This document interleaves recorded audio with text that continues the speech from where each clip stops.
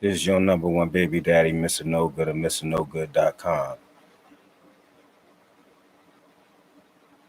And the first thing I gotta say is, holy shit, Sonny Crack is in here. Holy shit. I'm gonna close all this because just keep in mind stuff gets choppy in the beginning for some reason. So just hang in there. It's gonna clear up.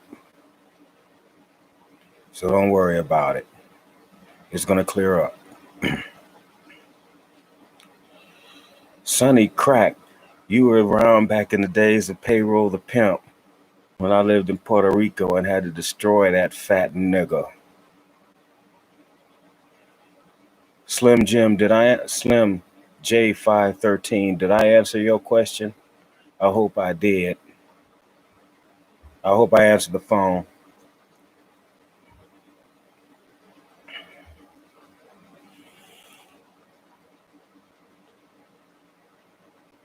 Sonny Cracker, yep, that's what I call him. Sonny Cracker. Holy shit. Boy, I miss y'all motherfuckers. No, but Slim J, if you still in here, did I answer the phone? Oh, well, I guess I did answer the phone. Good. Graduated college, now you're paid and the head of your household. Thank you. See, there you go, man. You did it right. Did it right. No, Mr. Will, the porn site is gone. Forever.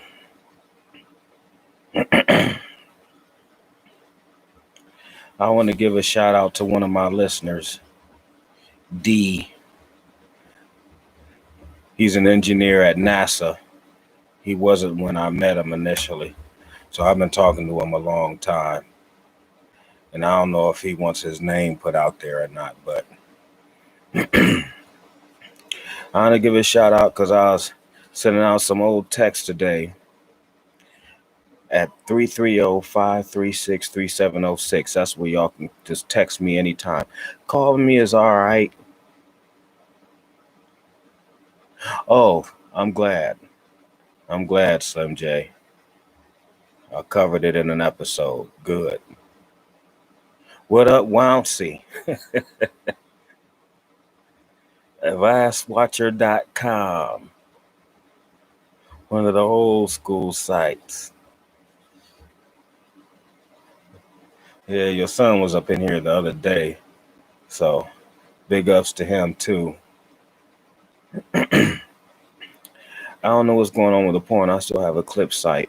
And I had a hard drive that I can't find. It might be in my van. It has my baby mama's junk in it. I just got to go ahead and clean out the van. And I hope to God it's in there. Because it has a ton of my old videos on there and pictures. And and I need it. And I'm in Akron. And I contacted my host to ask, like, if I can get back on, do you still have my stuff? They said they canceled it, like, I think either 90 days or something after my stuff was canceled. They decommissioned the server, and now they don't even do single VPN hosting because their needs have gone somewhere else. So they don't have none of that, meaning I didn't have none of my old podcasts either. But thanks to Love Rub, who hit me up, he's going to he's going to mail a thumb drive. He sent me it because he sent me a picture of the envelope, everything. It should be here Monday. He saved, thank God for Love Rub. He saved every single podcast. Every one. So I'm going to have access to every single podcast I've ever done, regardless of whether I find that hard drive or not. Please let me find that hard drive. Thank you, Zaz Maz, who is Love Rub. Thank you. You hooked it up. And I also want to thank D. I forgot. I used to talk to him a long time when he was going through some things, whatever. But now, I guess he blew up. Now he working at NASA, an engineer. And see, my phone number, the one that y'all have that I just put out there, it's a Google phone number. So every single text I've ever gotten is still there. So I went, no matter what phone, my phone could fall in the ocean, get another phone, rehook my SIM card up, sign into Google, and boom, I got everything. If you don't have Google on your phone to save your stuff, man, you need to do something about that. You got to do it because it saves your behind. So I was hitting everybody up that had texted me that I didn't answer from way back in 2016. I was answering folks. And some of y'all might be on here that got a text today. But I've been talking to him a long time, and he's came up. He was already doing well. You know, he's Asian. So you know how Asians already got it up. Sorry, Sonny Crack. I gave you a shout out. And the thing is with this thing is, I don't know what's up with YouTube is, once I end this live, it takes like 12 hours for it to show up on my page. But I have a link on it to my Facebook page, which is MrNoGood, DOTCOM, MrNoGood.com. I'll provide a link to it. I can get the hard link for the video, but it won't show up on my page for 12 hours. But I gave you a shout out, Sonny Cracker. I don't know if you've talked to Payroll the Pimp or not. But I don't know. But anyway, he sent me some pizza and some chicken. He said if I wanted some pizza, whatever. I'm like, yeah, that'll be nice. I really don't like to take anything, but hell, I was hungry. So he called Pizza Hut in my area. I got me some pizza. It's upstairs, but I was eating some of this good pizza. It's the cheese stuffed crust pizza. It's the cheese stuffed crust joint with pepperoni, sausage, and mushrooms. And he sent it to my house. See, I've talked to him for a long time. Oh Lord, I'm dropping stuff. I don't trust y'all niggas to know where I really live, but I've been talking to this dude for years, so he's able to get my real house address and send it. Got me some stuffed crust pizza, pepperoni, sausage, mushrooms. He's like, would you like anything to go with that? Would you like some wings or breadsticks or some pop? I was like, hot wings would be nice. Thank you. And this nigga sent me some hot wings too.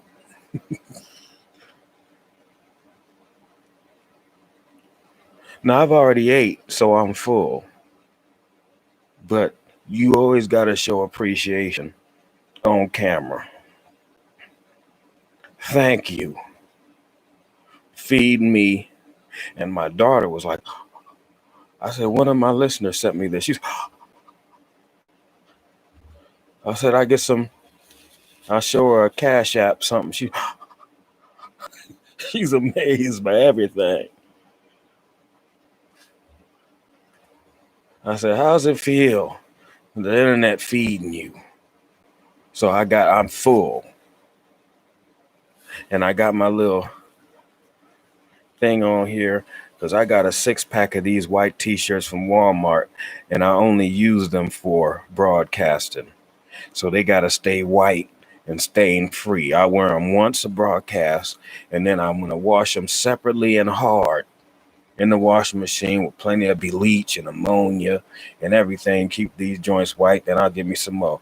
But I like white t-shirts because you can just keep wearing them and it has good contrast with my chocolate brown skin.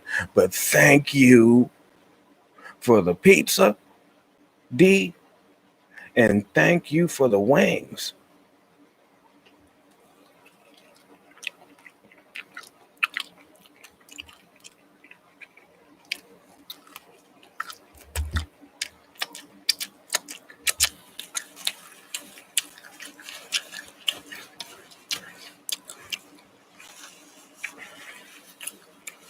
I remember I was in this one union. I got kicked out on some BS.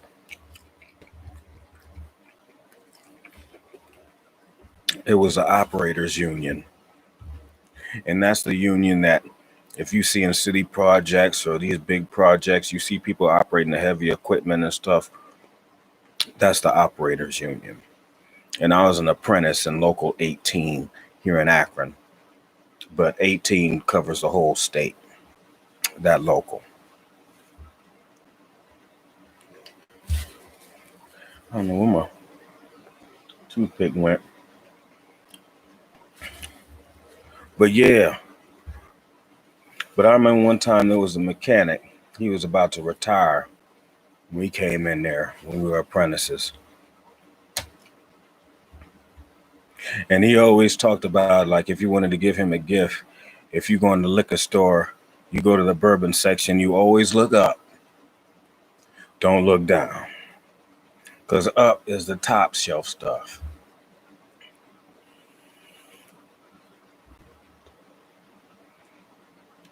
So one time, after I finished my pre-apprenticeship or something, I went and got him a nice bottle of American. It was Ohio-made bourbon. It was a nice bottle. It wasn't up top shelf. It wasn't down, but I was like looking straight ahead. Straight ahead. Like payroll, you should say. Got him this bourbon. Then I brought it to him. I went to his office in the garage and I handed it to him. He's like, oh, no, you're not really. We're not supposed to take anything from apprentices. And I put it out in my lunchbox. I was like, oh, okay. I go to put it in my lunchbox. He's like, oh, all right. Just don't tell anybody. But anyway, what he used to say is, nothing tastes better than free. And these chicken wings are delicious. The pizza, the cheese stuffed crust. I haven't even got some of the crust. Let me put some of the crust in my mouth. This is cheese stuffed crust. I always thought cheese stuffed crust was going overboard.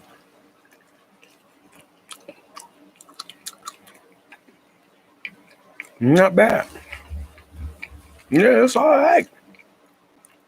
Normally, I eat to the crust and throw it away. But this got cheese in it.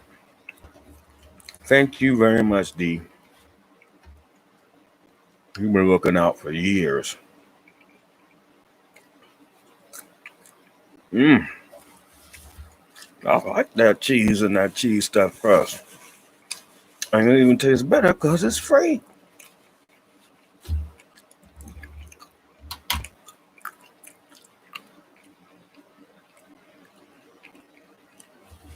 I think I'm done eating for now.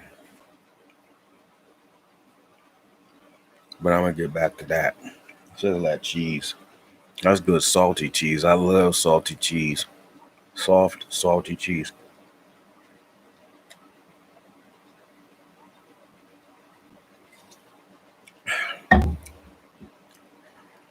All right. I've been talking today in there 15 minutes and ain't got into nothing.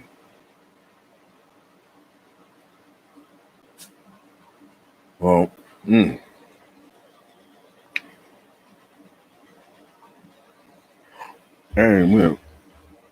I need me a dentist. My filling done fell out back here.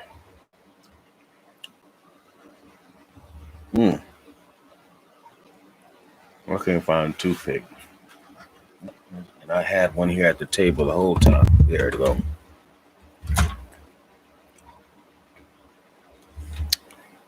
We gotta watch it. Gotta get up in there.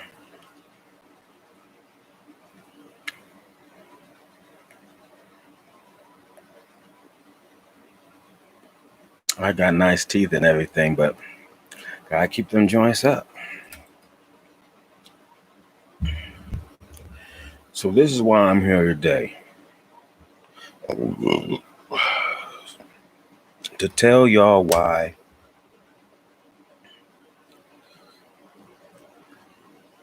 I've been gone for so long. And some of this is gonna sound like a repeat, especially to a lot of y'all long-time listeners, especially Sonny Crack.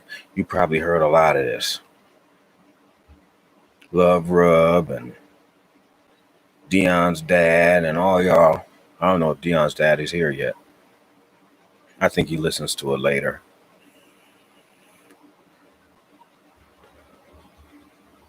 It's a long story. It's only 10:17. See, ER Black, I don't even remember the episode where they fixed my tooth. That's why I can't wait till that thumb drive get here.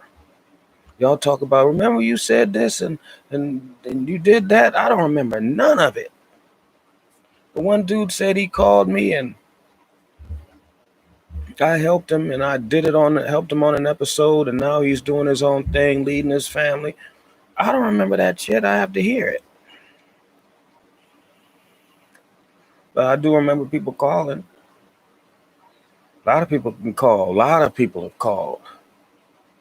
They just want somebody to talk to. You know what I'm saying? I'm objective. I never used y'all for the show. I'm like, if you want me to put it on the show, I can. If not, I won't. But I want to have somebody. I want to know, y'all to know that there's somebody that you can call or text. Somebody who will answer and say something. And I may be wrong, because I'm just a regular nigga.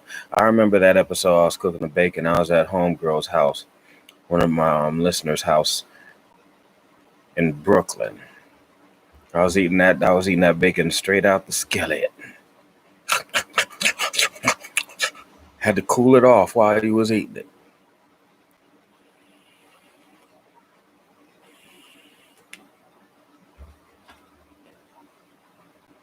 But a lot of y'all have called, and you can still do it. Oh, I don't remember. See, I don't remember the Tukey Williams. I remember doing a Tukey Williams. I don't remember. I just can't wait till that thumb drive get here.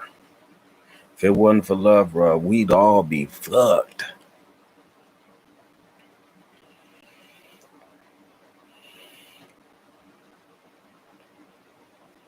Daphne, are you in here yet? Say what's up if you in here. Or text me. You don't have to put it on the phone. I don't remember the car chasing, shooting episode. I don't remember that. I'm old. Whatever was happening then, I was talking about. I don't remember none of that. I just remember the super classics, like when we were talking about the Uncle Tom. That was an original writing. I wrote that. That was a blog, and I took a long time. Oh, I can't wait for the Nigeria episodes to get here. I can't wait.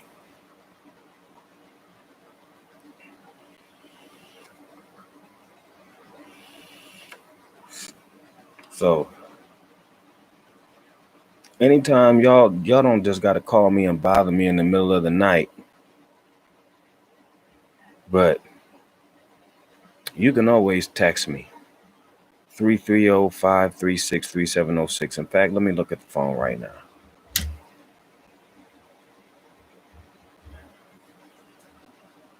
It was charging.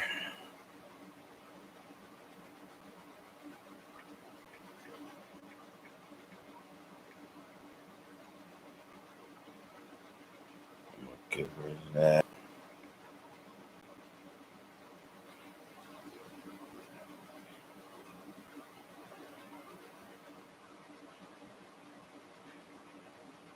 Oh, he said, okay, good. I'm glad, D. See, that's why I didn't want to say your name. I didn't want to do that.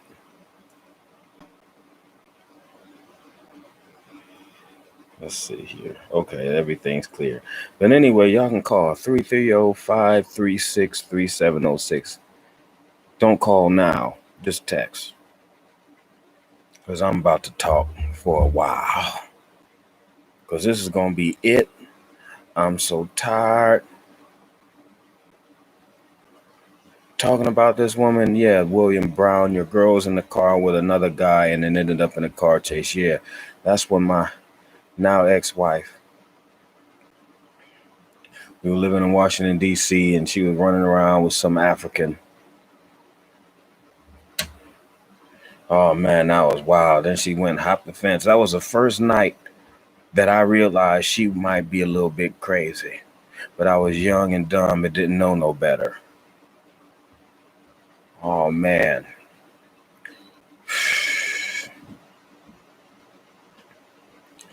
How time flies. And how I'm glad some of you niggas listened. That makes me feel good and didn't fuck up like I did.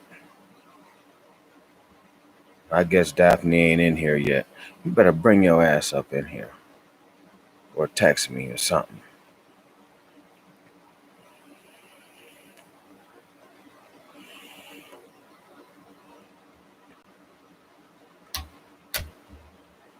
All right, now some of this is going to be repetitive. We're going to start from the beginning.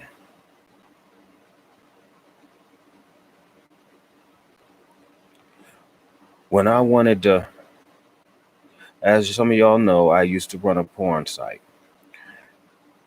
Then I went through the divorce and all that kind of stuff. I didn't know y'all like that then. Because I didn't start the recorded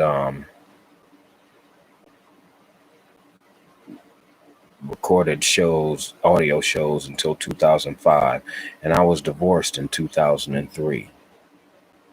So this was 2 years after the fact, but the fact that she was able to get access to the kids and I couldn't, in full custody, I just had to hang around all the time. Just to be around the kids because she always held the kids over my head. All right. So first we lived in D.C., well, a little area. It was like Landover, Maryland, right outside of D.C., around all these El Salvadorians. And I don't know if I talked about it, but we lived around these El Salvadorians. And I remember one time I had to fight with some of them, and I had to have talked about this. Then I went up and banged on their door and pepper sprayed the house. Then I'm hanging out the window. Somebody from upstairs throw a bottle and break it over my head. I had to have talked about that. But that's right when it all started going downhill. I had met some girl on the chat line.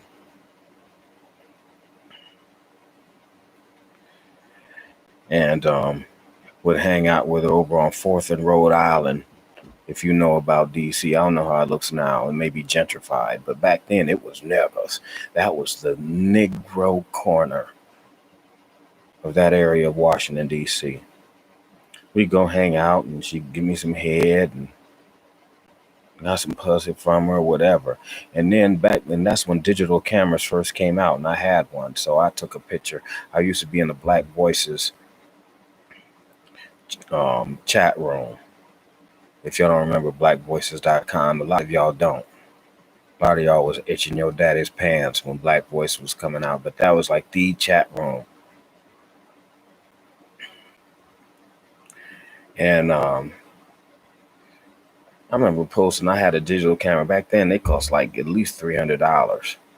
And you had a floppy disk to put in. And I took a picture Had my hand on this girl's thigh. And I was posted it in Black Voices, but I used to come, I don't know why I did this. I didn't know any better. I'd come home and talk about what we would be talking about in Black Voices in the day, because I was working in the office. I was working on 17th and H. I was working at a consulting firm called Watson Wyatt. And we'd be getting in there and just talking, and we'd be hanging out and going to the 501 Club in Northeast. And all the big girls was in there, and we go in there and whipping out titties. You whipping out their titties, and they whipping out your penises, and we danced with each other, and we had a good time. This was like the first part of the internet, when it was just so amazing to meet somebody that you were talking to in a chat room. It was amazing. But then she saw this picture, and then I don't know, something changed. She came in the chat room blowing up my business or whatever, and then she started sleeping a lot. Like a whole lot. I thought that's kind of weird. She was just sleeping a lot. Then we moved back to Akron, Ohio, where I am now. And it wasn't just that. It was just that she just had some problems. Now, let me put this disclaimer in. You know, she is the mother of my children. So I'm not trying to clown her like that. I love her as the mother of my children. You know, I'm not in love, but I love her. She's just like a family member. It's like your cousin or brother or something. You know, she's a family member, and she will always be a family member. So let me put that out there. So it ain't like I'm just trying to say that she ain't shit. And she's done a lot of stuff that where she ain't shit. Where she ain't shit. Just today. All right. This is just like an addendum to like the way end of this story that I'm talking about. So we gonna be in here at least a good 2 hours. So either, you know, if you need to go to bed, just save it. You know, copy this link or whatever, because it takes like 12 hours, like I said, to get on my page. So just save it. But we gonna be in here for a while. It's 28 minutes, and I need at least a half hour just to warm up.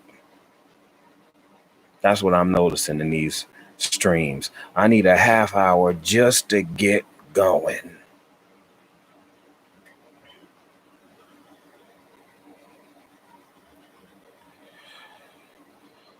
So we moved back to Akron, Ohio.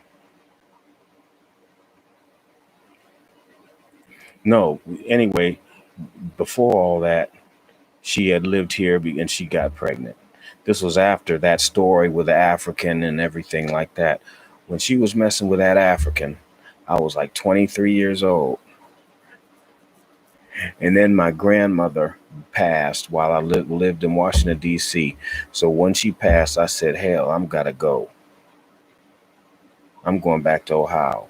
I went back to Ohio. She came and visited, gave me some good head, and got pregnant with my first child. So now I'm glad I had my children.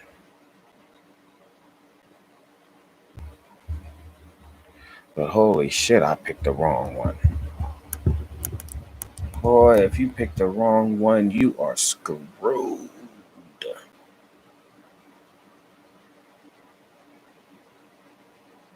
I'm telling you. Now, if you don't care about your kids, you can go and pop kids out of this person and this person and that person, then this ain't directed to you, because you still free. But if you was an only child and you was raised to do something to be a good father, you just gotta hang in there. And I hung in there, man. So we lived in, my daughter was like, she was old and young, my oldest daughter, she was young enough to carry. I can't really remember. She was a toddler. Then we moved back to Akron. That's when I started the podcast, when we moved from DC.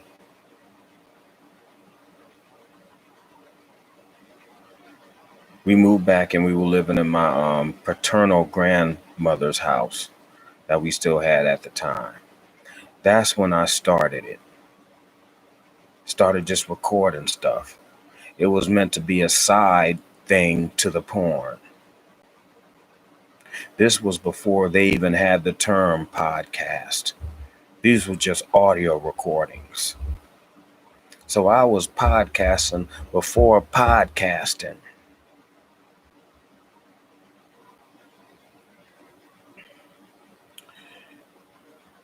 Then we were having all kind of problems. And like I said, when you have a woman that's sad, I was still able to do it because I was doing the porn and I was making money from porn or whatever.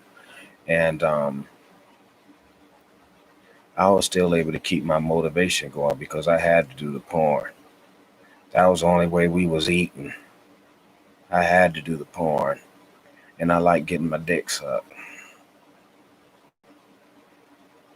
So I kept doing it. But we were starting to have problems. When somebody's sad, they don't need anything to be sad about. They just got to be sad. Because I remember the days, because her mom has died and her father recently died due to that COVID.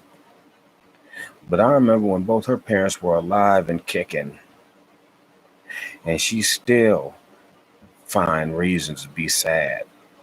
She'd be sad about her brother that was in jail. She'd be sad about her sister. It was really her cousin, but was adopted in. She was sad about her sister a lot. And she would even back then, she wouldn't go to work. And it was all the start of a spiral.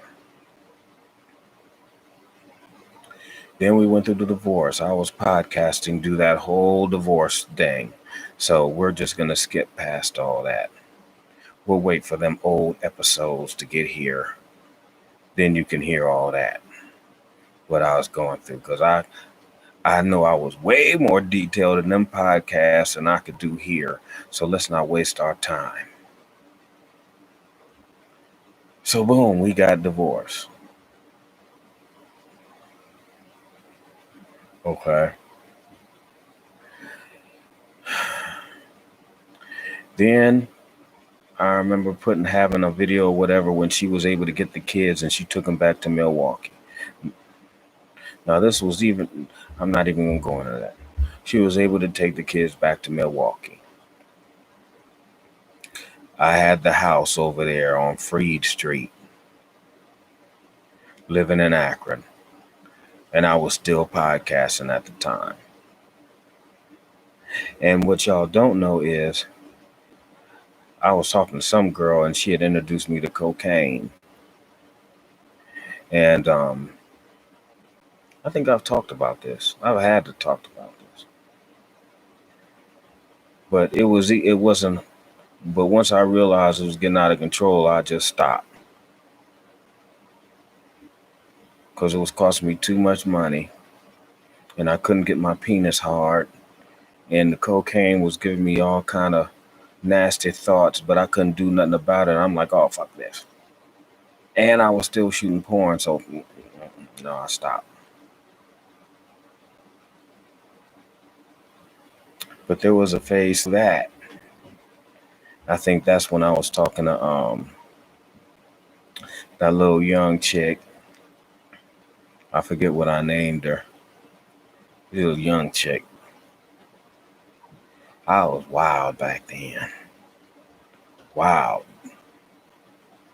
She was young. I mean, she was like still in high school.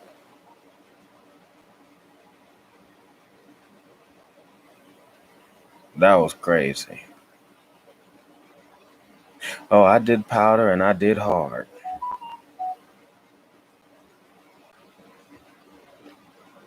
Powder lasts longer, but and it's cheaper. As you know, that hard was crazy. It was a woman that had introduced me to it. She do some hard. See, I could do whatever I'm doing. No, I never did it on air. No, I didn't. JT. If I was always smoking weed on air, but when I was done, I was done. I could go to sleep.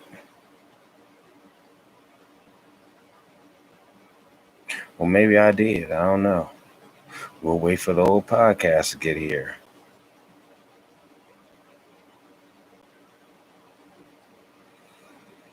That was crazy if I did that. But anyway, when it was over, it was over.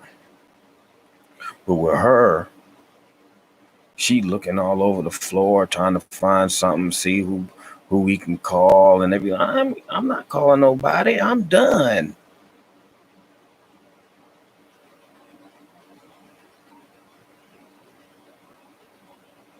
I'm done. My brain just was not wired for it like that. Just wasn't. So it wasn't really hard to do it.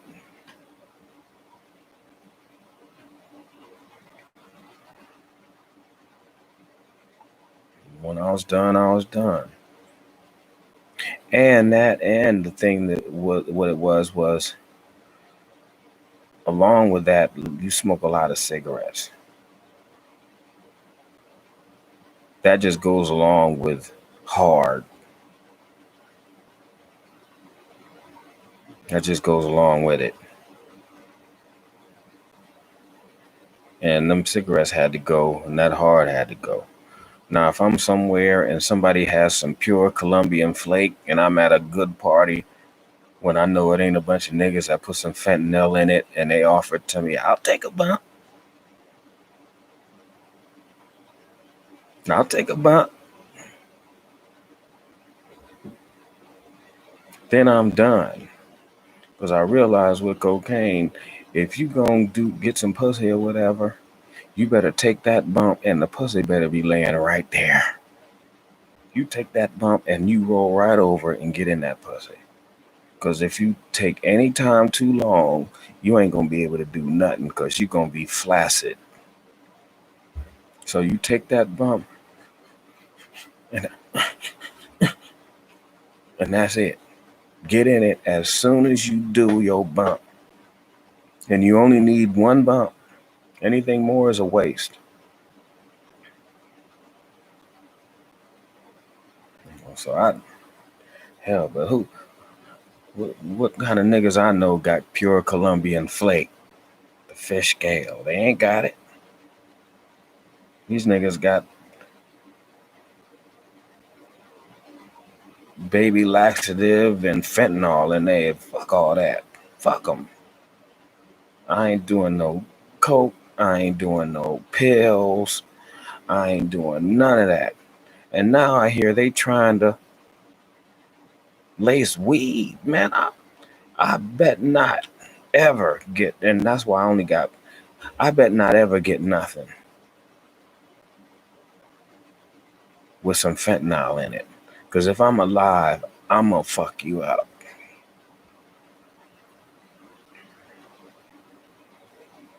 That's crazy. Fuck, they want to put fentanyl in every goddamn thing. I never did heroin or anything like that, but I'm sure the heroin users are like, what happened to the good old black tar heroin? I bet they miss just regular black tar heroin. I bet even heroin users are sick of cocaine. Sick of fentanyl. That's crazy. Fentanyl will help you keep off all the drugs. Cause you take one bad hit from one of these shady ass niggas and you gonna wake up somewhere, if ever. You may not even wake up. You may just be dead. You don't know if you're gonna wake up in heaven or hell. I remember one time I was drinking, and over here there's a weight bench, and I haven't been lifting weights at all. But I have an Olympic weight set here. I remember I used to be able to just do 10 reps of 225 easy. Yeah, they've been lacing weed since even before the late 90s, but they called it boat. You knew it was laced.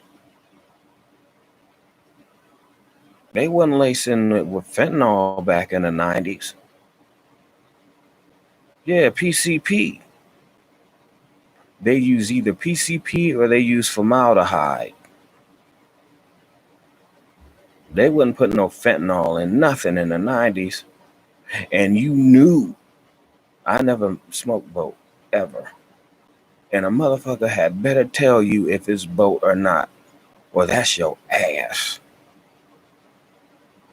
I lived in D.C. at that time when they smoked that love boat.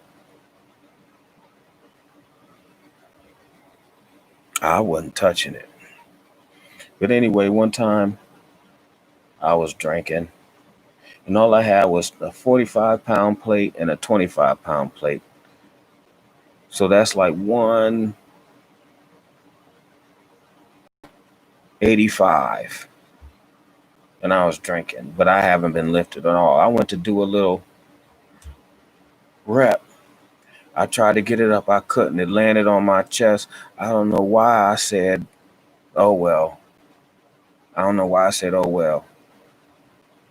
But I was drinking. I don't know why I got on that bench. Next thing you know, I woke up after it fell to the side, and I don't keep clips on here, so it fell off. The weight fell off, and it came off my chest. But I basically died, man, right down here.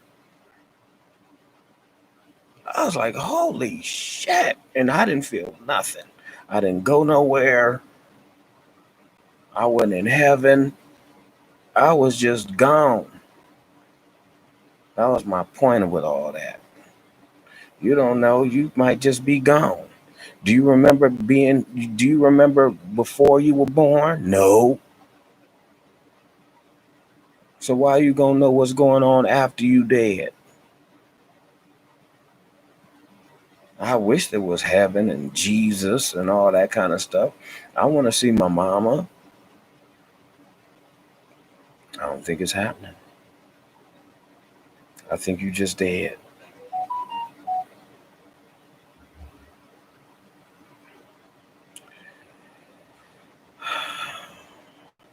So then she moved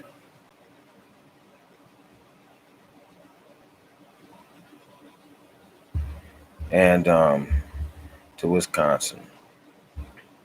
I stayed there in Akron for a while. I was still doing a podcast from my dining room table. Everything was still going strong. Then, y'all remember, I moved to Puerto Rico. Had a nice, and y'all remember I had a nice furnished apartment. What up, Travis? Had a nice furnished apartment overlooking the ocean. Had a little gated community. Had the little genie button open the gate, and I used to say that have to keep y'all niggas out of there. That riffraff. We had the pool in there. I was talking big shit. Y'all remember? I was talking big shit. I'm like, nigga, I'm in the Caribbean. What you niggas got to say about that? Then I wanted my kids down there. And then if I wanted my kids down there, I had to offer for my baby mama to come down there. And since my baby mama never had no job to worry about leaving, she came. And y'all remember what happened there. She fucked that all up, kicking in the door, because there was a 3-bedroom. So the kids had a room, I had the master bedroom, and she had a room. The kids were little at the time. They come stay with me in my room, whatever. But she just never liked me to have my own space. My room had the nice little bidet in the bathroom, that little water thing that go in your ass, help rinse everything out. And when it's hot as hell, it's 85 degrees every day, you go sit on that bidet and that bidet hit your ass crack. It was refreshing. I don't know why we don't use bidets in America. But boy, especially when it's hot, you want a bidet. B-I-D-E-T, that's how it's spelled. You go take you a dump, wipe your ass, whatever, and then you run that bidet right up in there. And it feel good. But then she messed that up because she was so bored. And y'all remember how I was getting fat because I was eating fried pork chops every day, fried chicken for breakfast, and eating pork rinds and drinking the local beer. I was just down there doing whatever. I even had a Coke connection in the next town called Naguabo. I never told y'all that.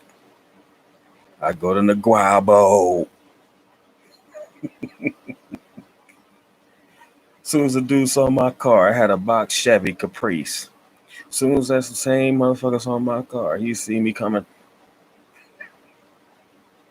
I knew right where to go in Naguabo, Puerto Rico, to get my drugs.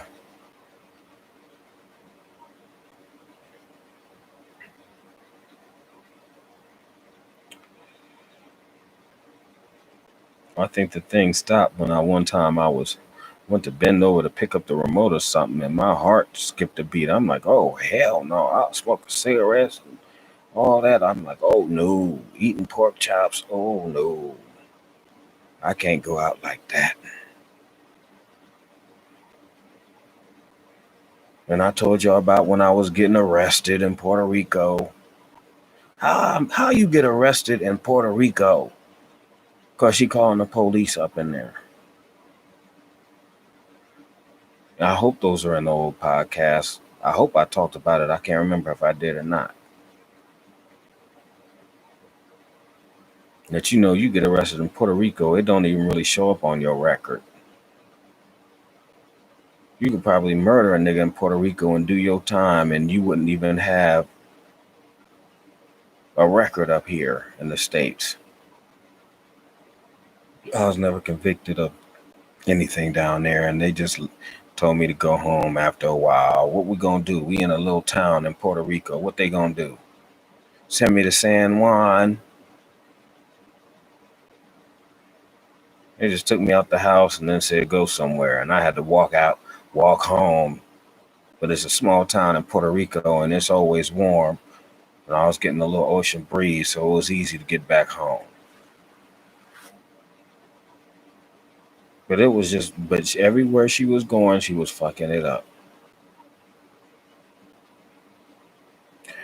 And but I was still doing the podcast. That's when I roasted Payroll the Pimp. There was some good times. That's when I would go to Brooklyn and hang out with homegirl. I think that's when I knew the girl in North Carolina, I think. Go down there and see her, the listener. And I'm still Facebook friends with her. Brooklyn girl, she got off Facebook, but she's still on Instagram. Sunny Crack. You Sunny Cracker, you know who it is. The one over in Brooklyn. You banged her too first. And I was mad because she actually bought your plane ticket and I paid for my own ticket. I was mad.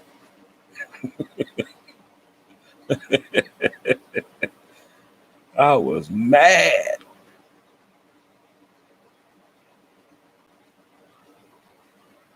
Gastonia is boring. Gastonia, North Carolina. It is kind of boring. There's a lot of people from Akron down there. That's basically why it feels like Akron.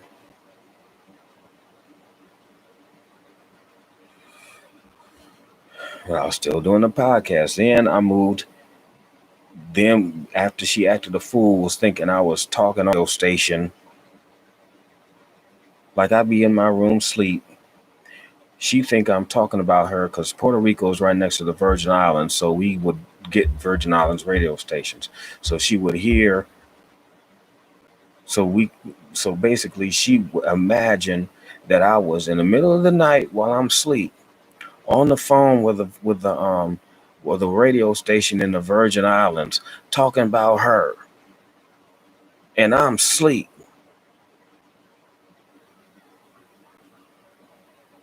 Waking me up, slapping me. I'm like, what's going on? Because she really thought that I was talking about her.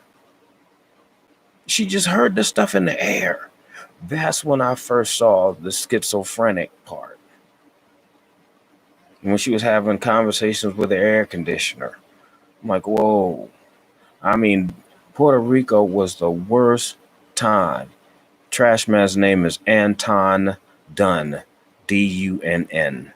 Y'all remember when I went to visit him in New York federal court to get sentenced when he was saying online that he was poisoning Gerber baby food? I went there to see that nigga get sentenced. Y'all remember that?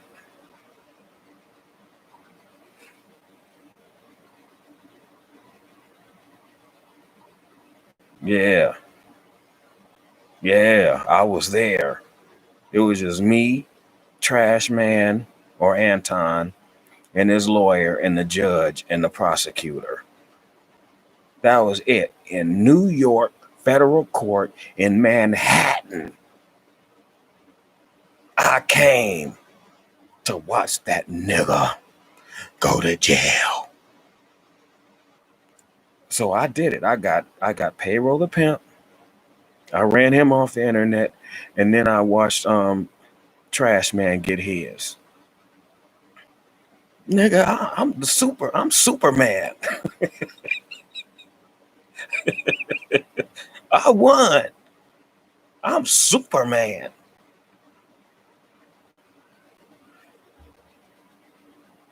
All he could say was, "What up, Leon?" as he was going back.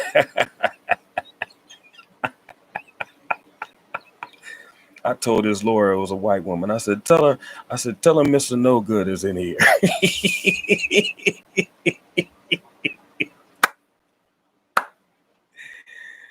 Tell that nigga MrNoGood is here.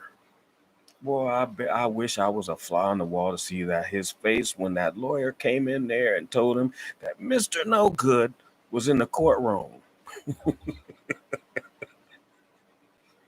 Woo-wee. Boy, the good old days, and time goes so quick. The good old days.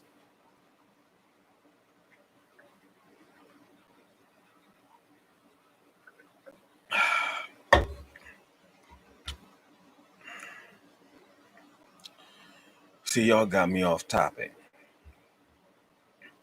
Where were we? Where was we at?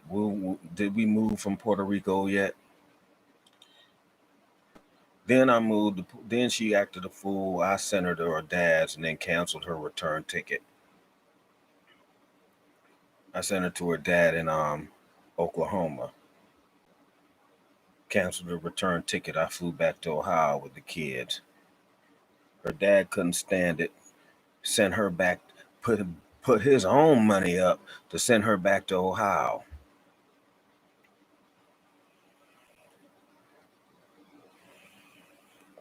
Because he couldn't take it.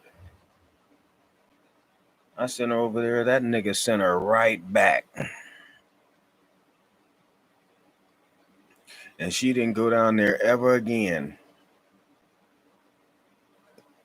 There was times I was begging her to go down to see her dad, and she wouldn't go. But now that he's died, I asked her, I'm like, man, I used to ask you to go. I said he was old, with one foot over the grave and one on the banana peel. Go down there and see him. Why didn't you go? I offered to pay. She said, because I didn't think I'd have a home when I came back. She thought if she left, I was going to just move out the house, and that would have been it. My mom's all right. She old, but she all right. And I ain't leaving her. In fact, my mama is 2 floors upstairs. I'm in the basement. This is my mama house. And I'm loving it. I'm in my own area down here. An old ass nigga in his mama's basement. Yup. And I'm going to stay here till she dead. As long as she alive, I'm going to be here around my mama. I'm an only child. Fuck it. If you don't want to come over here, don't come. Or I'll come over your house. Or we'll get a room, whatever. If you don't want to come, fuck you.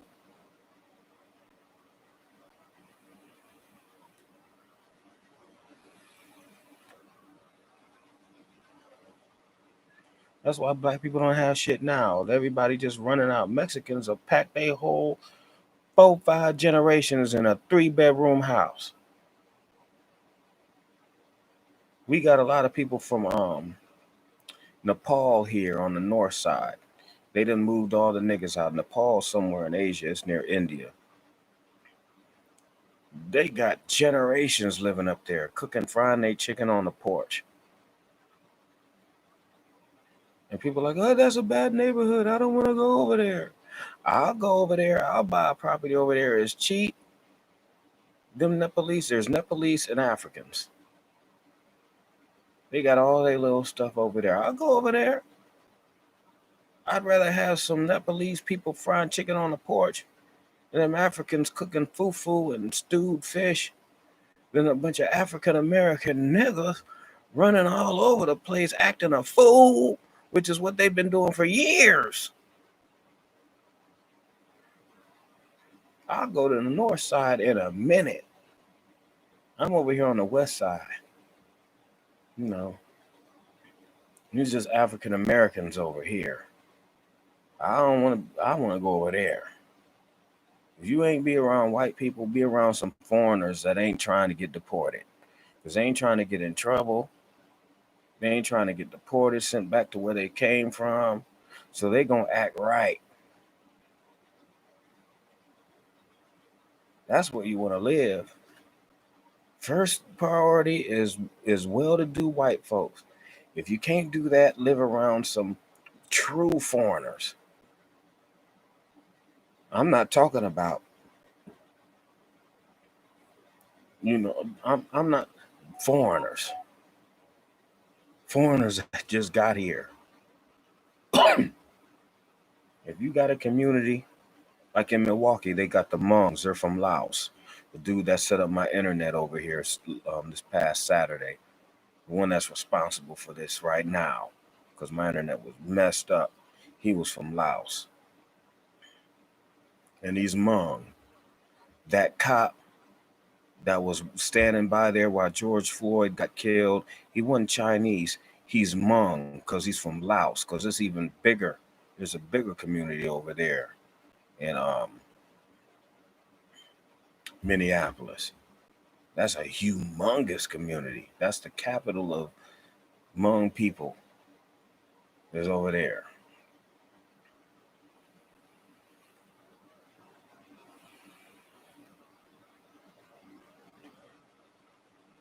So now we back here, and then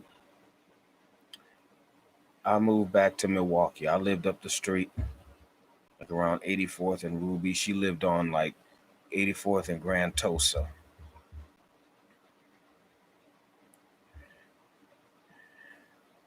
And that's when we got along good because I lived up the street and I was able to find a nice little girlfriend, a couple girlfriends over there. They were all right.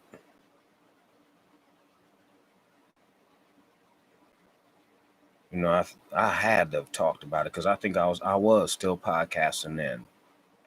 I had one. She was bank manager that I had to break up with on Valentine's Day. But she good people. It was just a misunderstanding, and she is my Facebook friend, so she could very well be listening to this. But I think she was a good woman. The other woman I dealt with, I think it was before. I think it had to have been after her. She is a good woman. She is married to an African Tanzanian. She could cook very well and everything like that. All right, so I was podcasting then, but then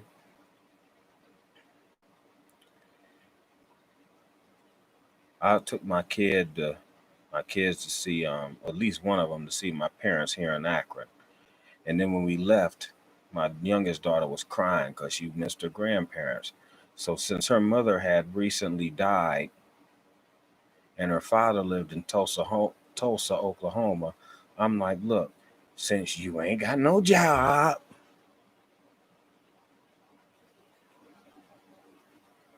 and you ain't doing shit anyway,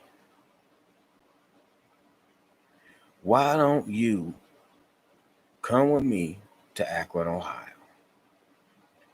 And she did. And I'm glad she did. It wasn't trying to like get her, I wasn't trying to take the kids away from her, nothing like that. But I just wanted them to be around us to the grandparents, what she is right now.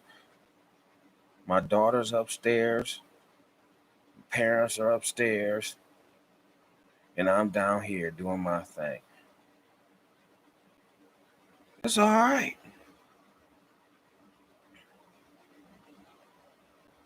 But just today, I forgot to mention when I went to see her, I went to drop her mail off because she gets her mail after we moved from Whiteyville. All of her stuff started to go to the P.O. box, my P.O. Box 8361. And now that where she lives, they're all messed up. I wouldn't send packages over there.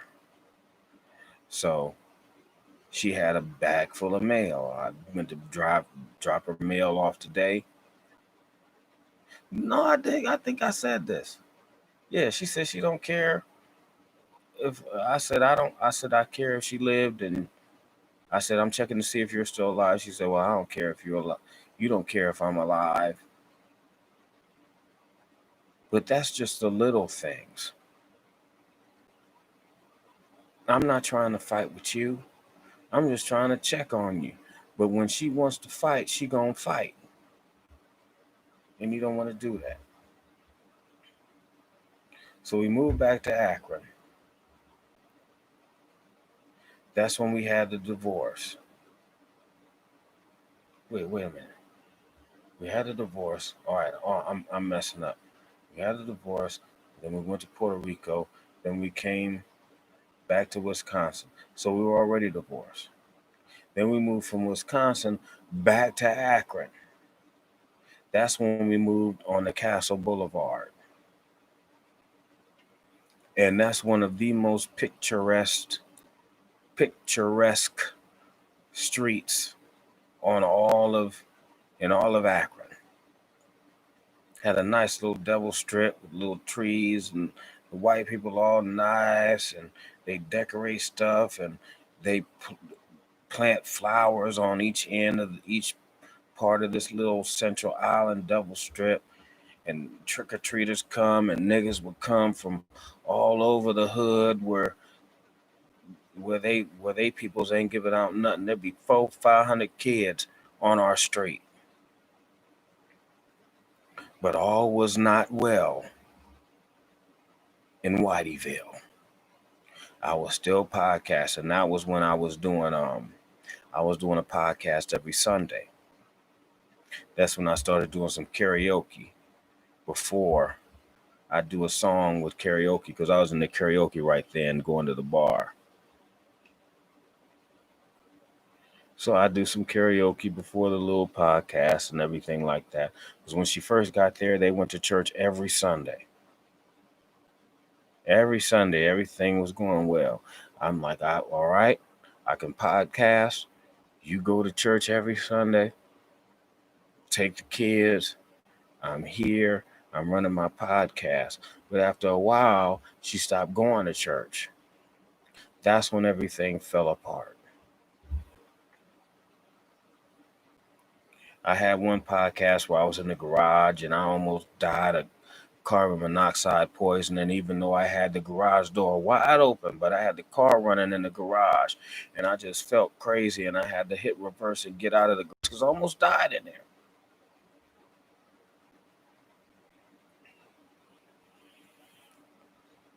So I would even podcast in the car. I was trying to hang on, but it was so bad. The police were getting called on me all the time. And we're around white folks. Now, what you think? I'm screaming at her and she's screaming at me, and it's coming out the window, and these white folks hearing everything. Now, I'm going to play something for y'all because she will always try to. She did it in Puerto Rico. She did it in Milwaukee. I forgot to say in Milwaukee, and I've said this story before, when she was drunk and fell on her face in front of my apartment building, and I'm upstairs. The police come drag me out of the apartment saying I hit her, and all she did was fall on her face. I didn't even know she was out there.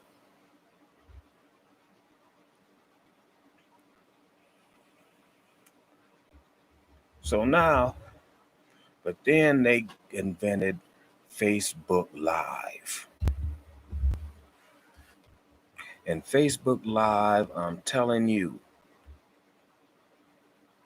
I'm sure it has saved many niggas' asses. Because earlier, she could say, oh, he's doing whatever, and I had no proof. And you had to start the video from right then. And how much storage you got on your phone to shoot a whole live video for an hour if you need to? But when Facebook Live came, as soon as she started acting up, boop, I hit the live. And I'm about to play something for you in a minute.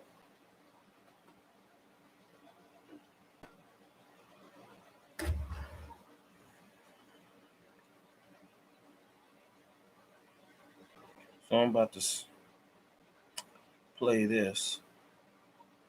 Go to my Facebook. All right. Now this is a perfect example, and I know I haven't played this. This is exclusive right here.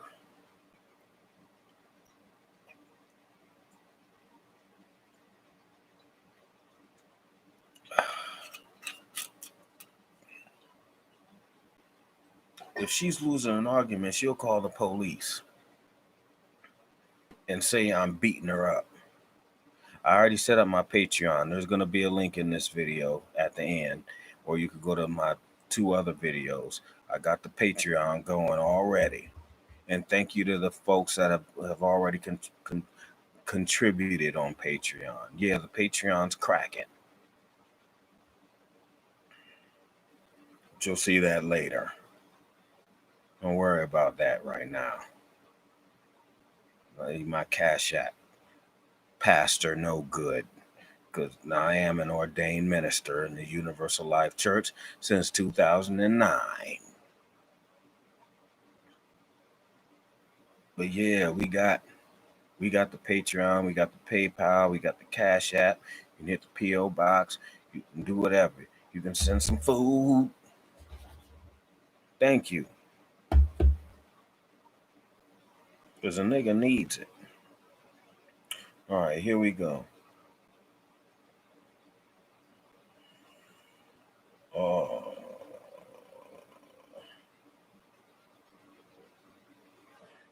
Got a bitch. All right.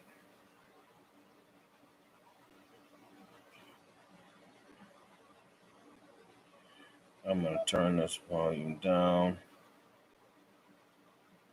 Start it.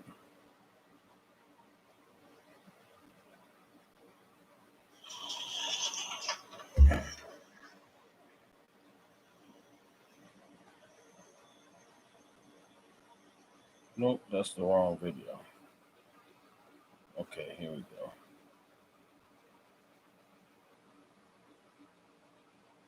Hold on.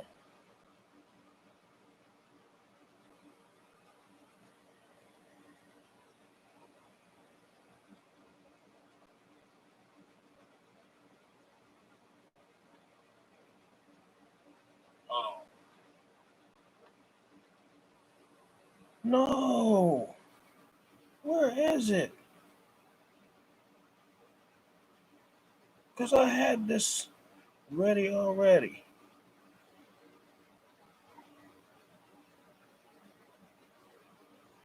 Oh, y'all are tripping.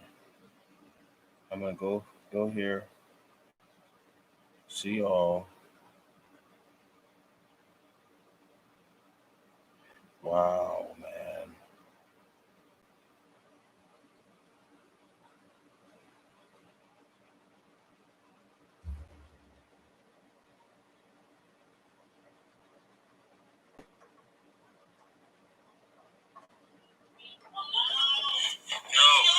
Where's my daughter? Where's my daughter? Where's my daughter? I already told you where she is. Where is she? At your Trent's house. Where is she? At your Trent's house. No, she ain't. Yes, she is. Where is she? Yes, she is. Where is my daughter? At your Trent's house.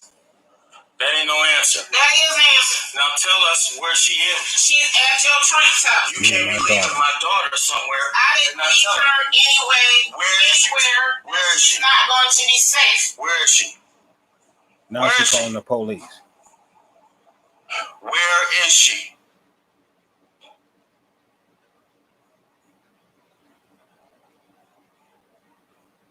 Where's my daughter?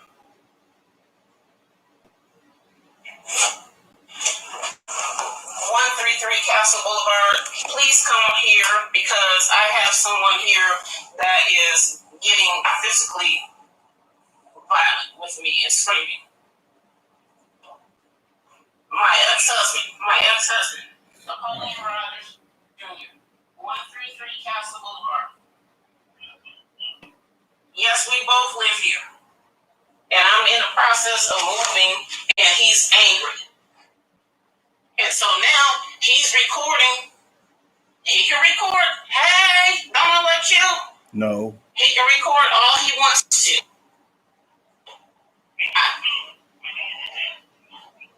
Nope, not on speakerphone. 133 Castle Boulevard.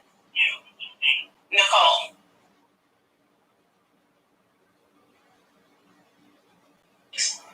She's saying that I'm abusing her. Oh no, you came in here screaming, and now he's looking for where Nia is. Nia is safe. Where is she? Where is my child? Thank you. Okay. Call the police. When the Popos get here, I'll tell you where she is.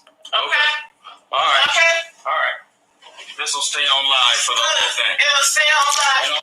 That's why Brenda hung up on you last night. No, all of your family will see it right now.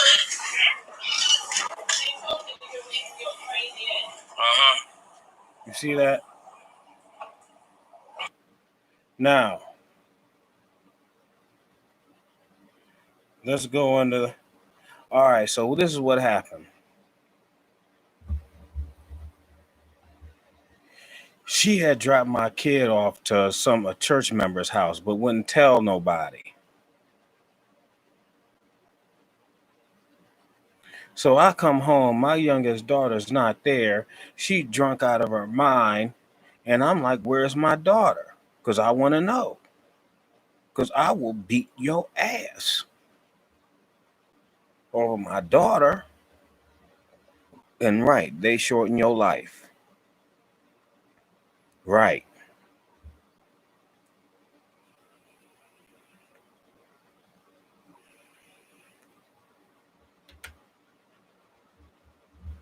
So she gonna call.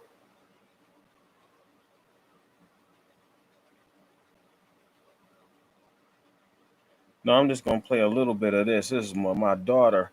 My oldest daughter is upset. I'll get her out here.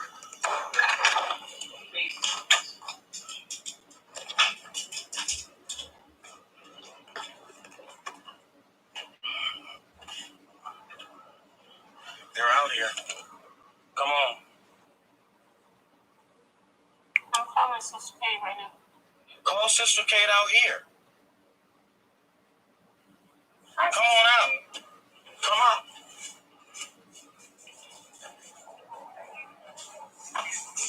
I think that. And then, yeah, nobody had called me, and I was worried about her, so I came home. And so the phone was saying, and I was thinking, like, where are my kids? Where's me? And so the police said, they can't leave until they know where Mia is. They can talk to them. The cops are standing in my kitchen, nigga. How you doing?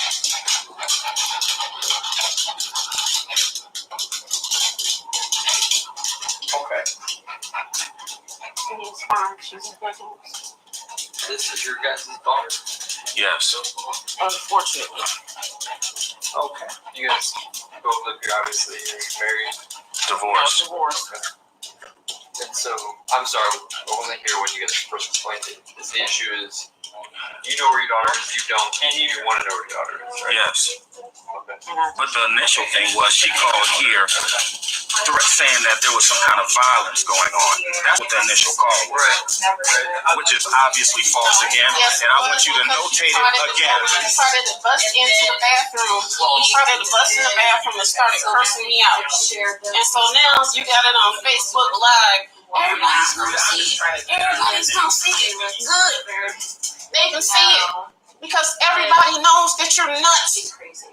I'm nuts. Let's just calm down.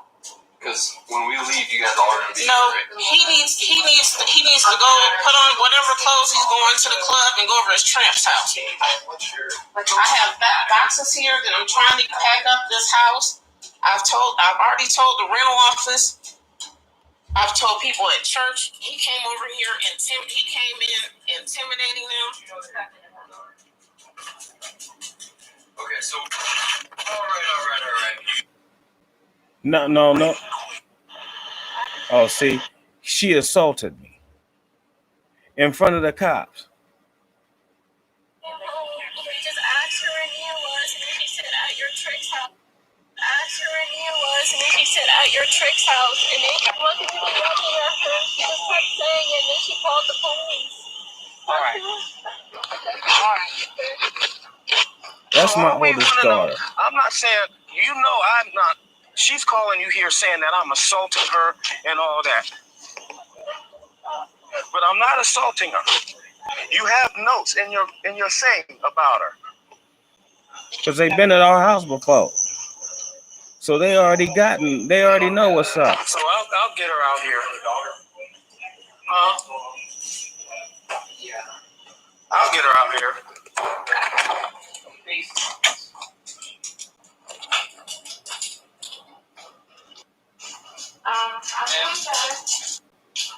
Okay. It's fine. She's a good one. Right. Which is obviously false again. And I want you to notate it again. He started to bust into the bathroom. He started to bust in the bathroom and started cursing me out. And so now you got it on Facebook Live. Everybody's gonna see it. See, that's the thing. If you're losing an argument, you don't call the police. You don't call the police. The police have been in my house. When we lived in Akron the first time, the police have been in my house when I lived in Milwaukee. They've been in my house in Puerto Rico. Then they were back in my house when I lived in Whiteyville. Whiteyville. You got the cops in my house at Whiteyville, making us look like we the only niggas on that whole block. And you got us looking stupid. Now, one more thing. Not only did she call the police, but one time she damn near set the house on fire because she liked to sit in the bathroom and smoke cigarettes and drink her beer or drink her liquor, whatever, and get on the phone and talk smack about me. Now, when we got to Whiteyville, this house was pristine. By the time we got out of there, that house was fucked up. Just her being in the bathroom, she broke 2 toilet seats. The pressure of her ass sitting on the toilet seat all the time. The wallpaper had peeled back, turned orange from all them Maverick cigarettes she was smoking.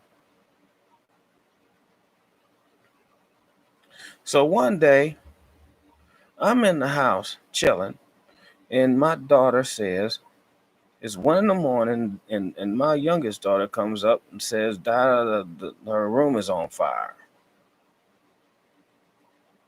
I go into the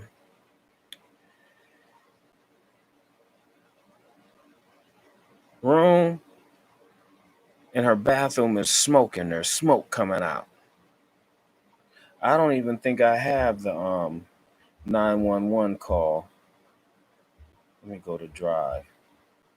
But the 911 call was like, I had to call 911. I can't even find Drive right now.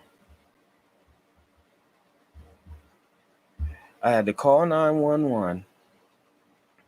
Say the house, well, really, because I needed the fire department.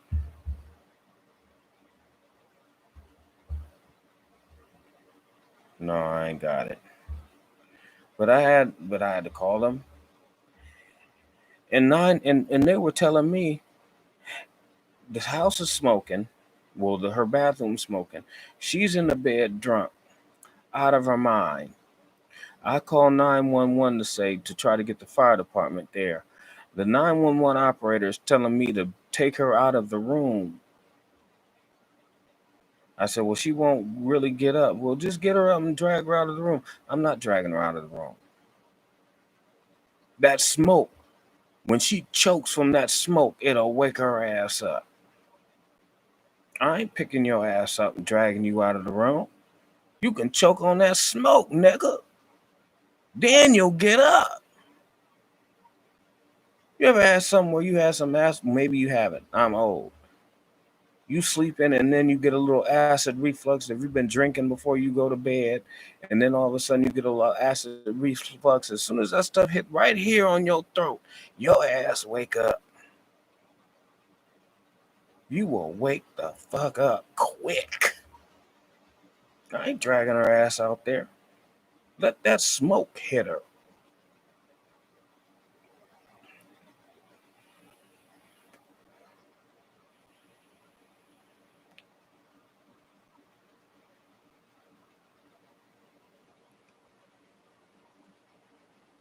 Man, that deposit been gone. Talking about security deposit. Cracker, please.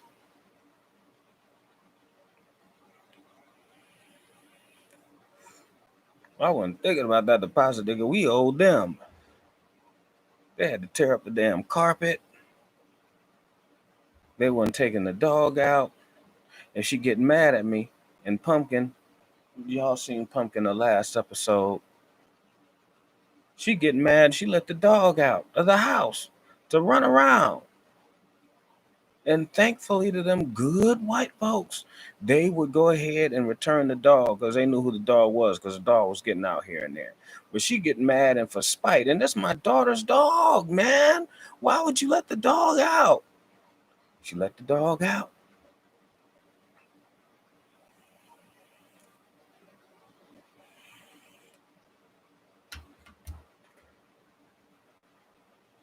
So it was crazy. But hold on, let me get to the fire part. I gotta take a leak.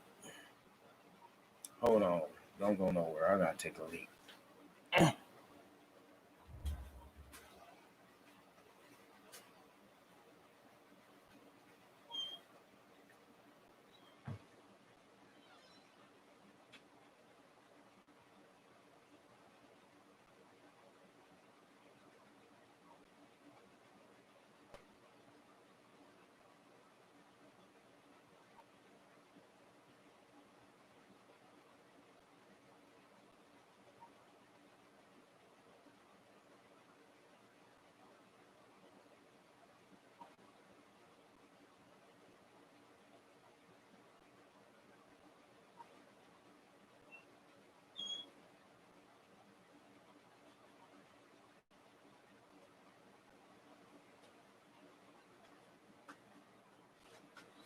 Okay, y'all gotta bear with me. I got one more thing I gotta do. Bear with me. Don't go nowhere.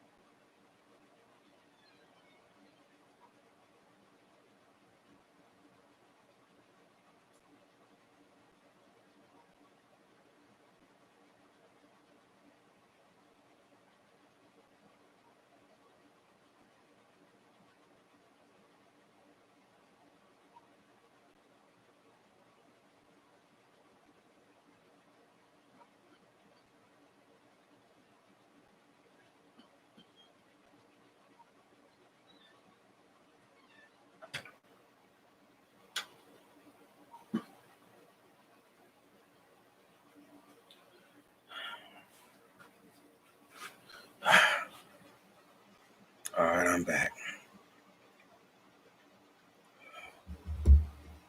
So,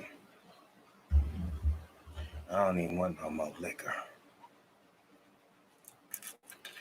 I'm just gonna drink wine and I'm out of beer. I think I'm out of beer. Hold on.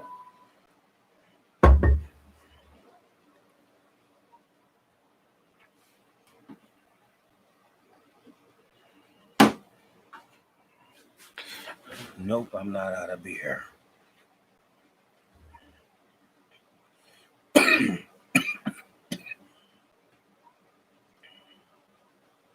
This Natty Daddy 8%. With taxes, $3.20 for a 3-pack. Can't beat it, baby.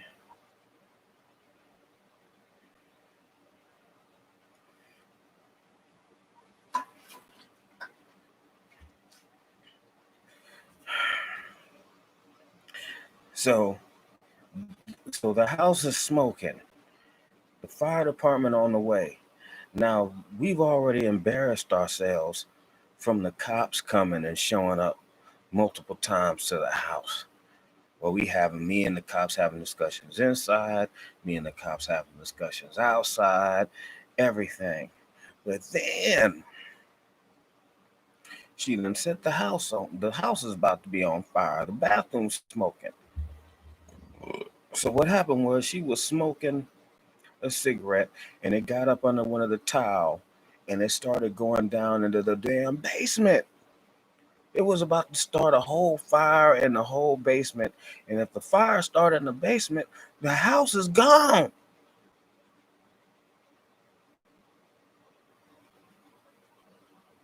So I'm going to play this. This is the aftermath.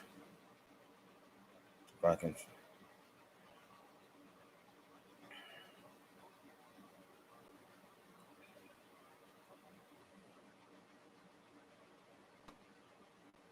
All right. This is in her base. This is in her bathroom. Now, you will see the bathroom's fucked up. You can't really see how the stuff is orange and everything like that. But it was not safe for me and my children in that house. It was not safe.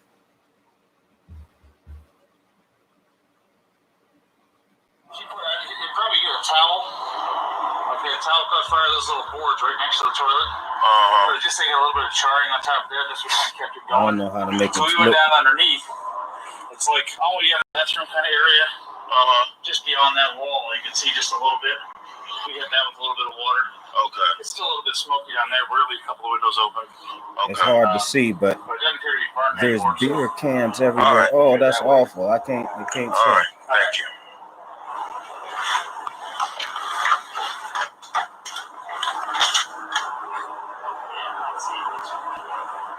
But I'm gonna let the fan go for a little bit longer.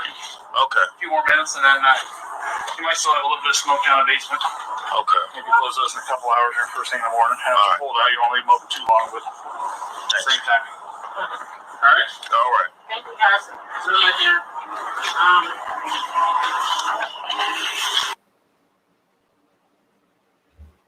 Now here's the next one. What does that have to do with you? Because you don't give a fuck. But look at this floor. You don't have to kill us. You don't have to kill us either. Nobody's killing you, Nicole. Nobody's killing you. This is you. Nobody's killing you either. The fire department. You have a damn dick, and you eat something from right. Look at this. Fuck you. Look at this. You don't give a fuck. You don't give a damn.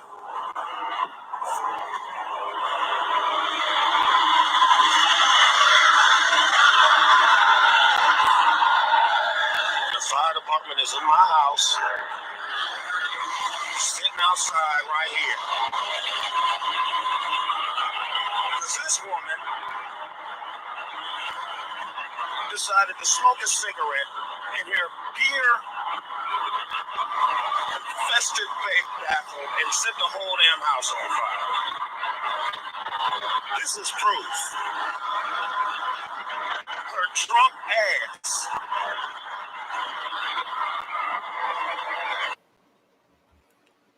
See that bathroom, nigga? Look at that. She sat on that toilet. The shower was right here. Over there. Somehow it caught on fire there. But just from her ass sitting on this toilet, the whole floor was caving in. So I know they had to replace the floor. The toilet is for doing your business and getting up. The toilet isn't for sitting on that motherfucker for hours smoking cigarettes, because when you sit on a toilet for hours, you end up breaking the toilet seat. I've replaced that toilet seat twice.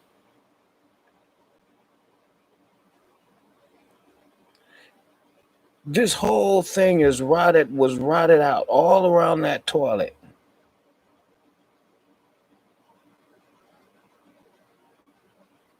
So we're really, if we stayed there any longer, if I sat my big ass on there, I'd fall into the basement. Look at this.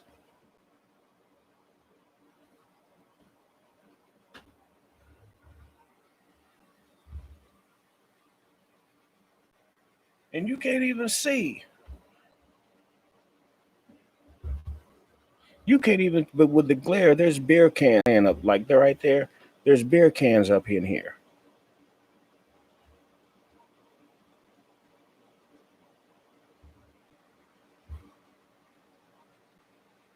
I wasn't lying.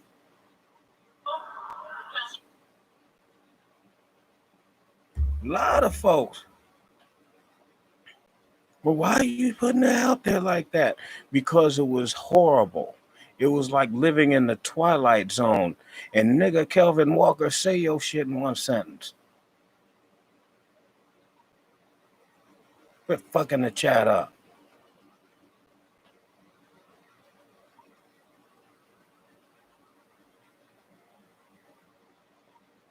That angers me.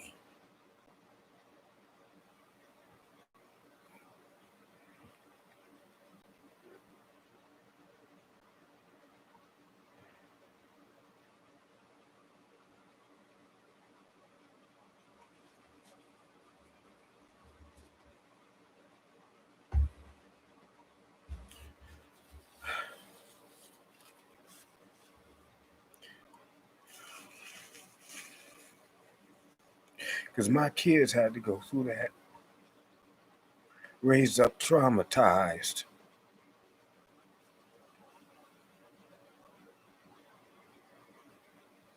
I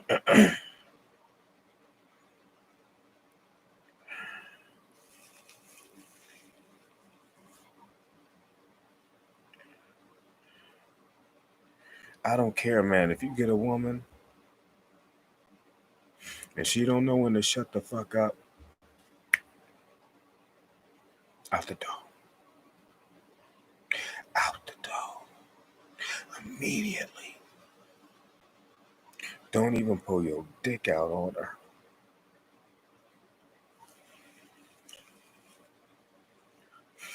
Don't even pull your dick out on her, man.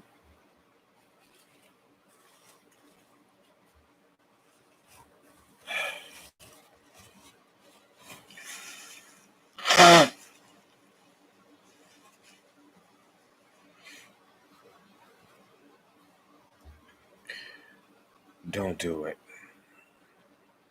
I don't care how good the pussy is. You can find more pussy. I ain't fucking that. Because the last thing I want to do is get her pregnant again. You know, she always my family member, but hell no. Just like thing with Tory Lanez and Megan Thee Stallion. Now, many years from now, when y'all watching this or listening to this, you not even gonna know who the fuck Tory Lanez or Megan Thee Stallion is. But that's just for now, this year, 2020. Now, I saw a little video of her. She was trying to do some TikTok dance with Tory Lanez, and you know, you could just see she was just low key, just punking this nigga.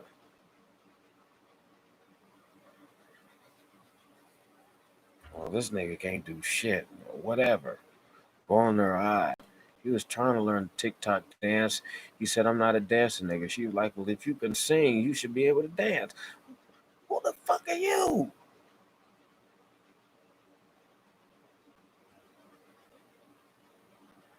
Then you come in there and he ended up shooting you in the foot. Now, he didn't have no reason to shoot you in the foot. But I know you was probably acting a straight ass. I know Megan Thee Stallion had to been acting a straight ass. Just like Rihanna was acting a straight ass to get her ass whooped by Chris Brown. Nobody who you ain't no nigga just running around dating with a woman that he likes that's gonna just start whooping her ass. For what? Let's go out. Let's eat. Let's have a good time. Ain't no nigga just gonna whoop your ass just off the rip. And if they is, some of them do that. They come home drunk and they start whooping y'all's ass, and some of y'all stick around. That's why I don't give a fuck when you complain about it on Facebook.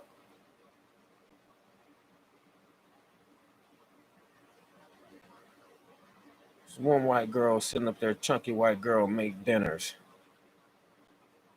on Facebook. Got this nigga, this little raggedy ass, old ass nigga work at Case Chicken, at a chicken processing plant. And I guess he gets her to hook up on chicken, and she make dinners and sell them. This nigga won't fuck her. This nigga put his hands on her. This nigga won't spend no time with her. This nigga makes her feel like shit. And then she come on there and complain. And everybody tell her, get rid of that old ass nigga.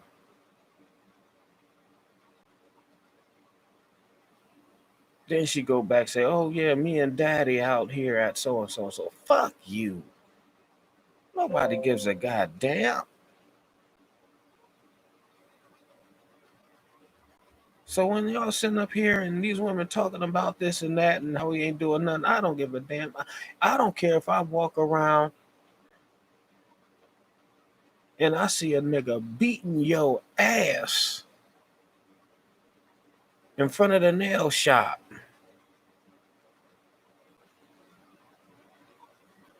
The only thing you gonna get from me is I'm gonna pull out my phone and videotape it. I'm not jumping in nothing. Cause you end up getting stabbed.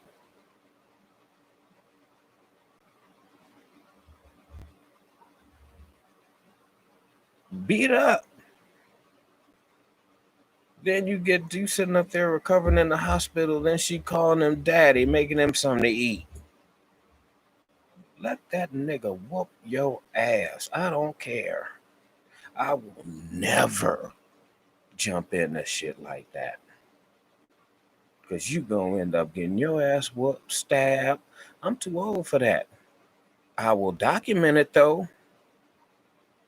If you need it for later. Because you can look it up on YouTube.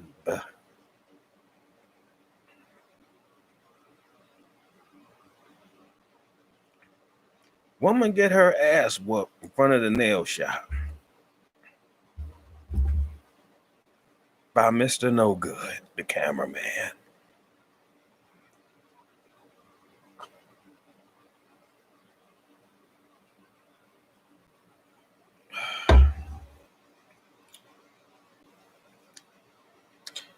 Channel, shut the fuck up. About what the hell you talking about, motherfucker? Leave. I don't know what the fuck I'm talking about, nigga.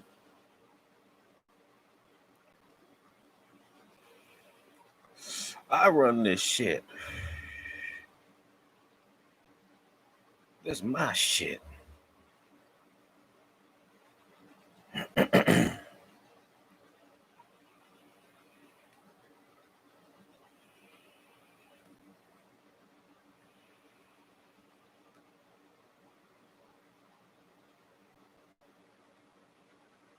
Me too, channel. I'm just fucking around.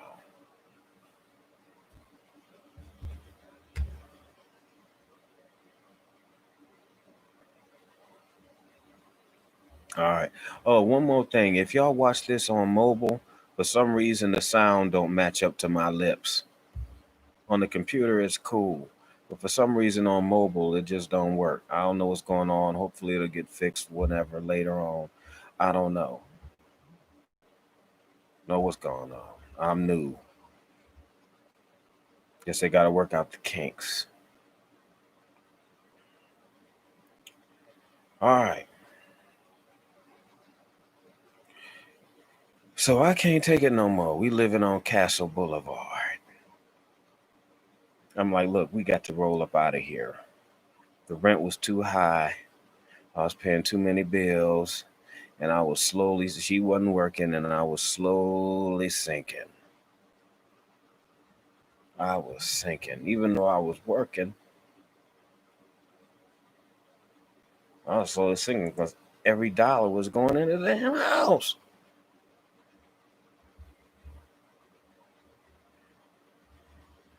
You sitting up there like you gotta go, like you sitting up there, you on a boat, on a ship, and it's fully leaking. And you spending your whole time wasting energy dumping buckets of water out your boat because it's sinking. Well, that's all you got time to do.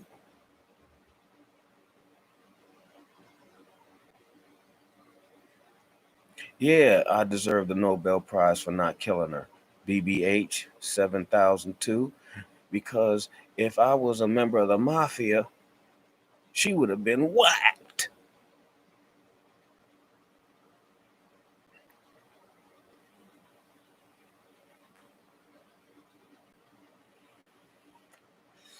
Long time ago, nice and easy. Nice and easy. I wouldn't have had to go through no pain, nothing. I wouldn't do her like that.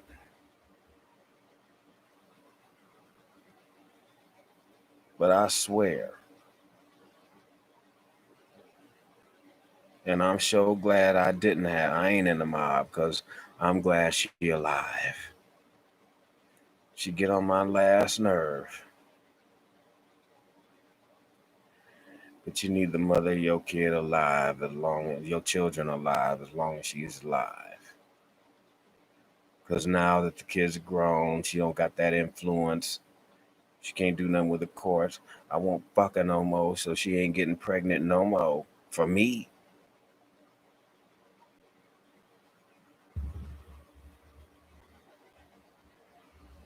I save my sperm for elsewhere.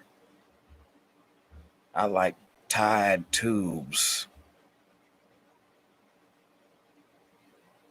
Burnt ends.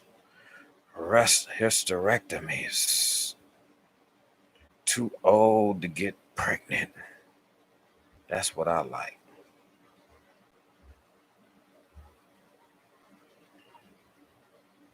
I like that. See, my baby mama, even regardless of all this, she's still fertile. She ain't nowhere near menopause. The sex is fantastic.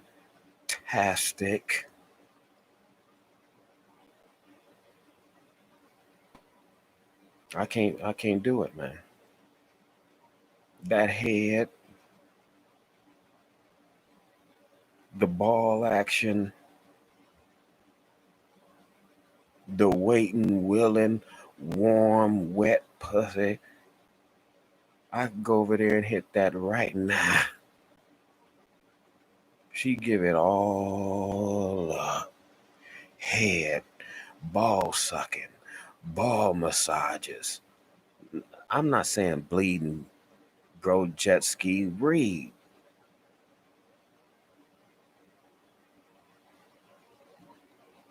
Messing up my monologue, nigga.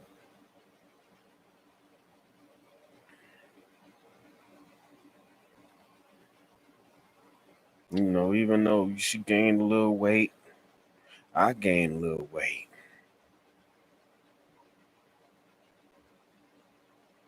She got fat, I got fatter.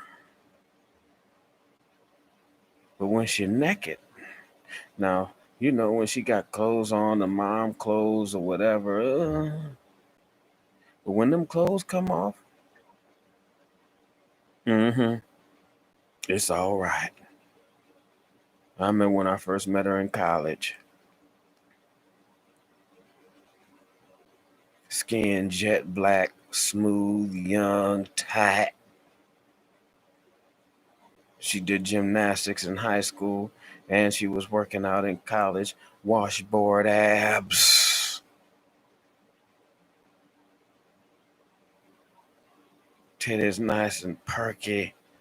Nice black wrinkly nipples. An areola and all that. Nice long pussy lips.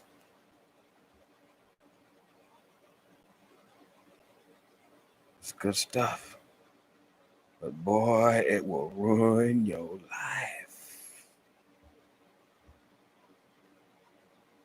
It'll ruin you if it's attached to the wrong woman. You want that.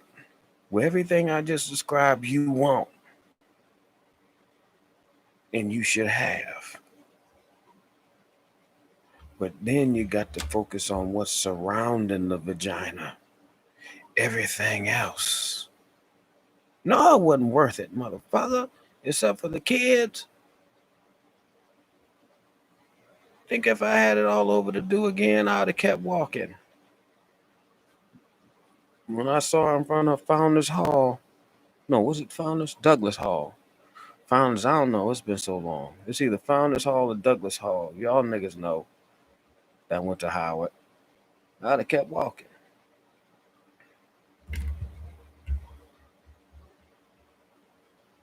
Hell no.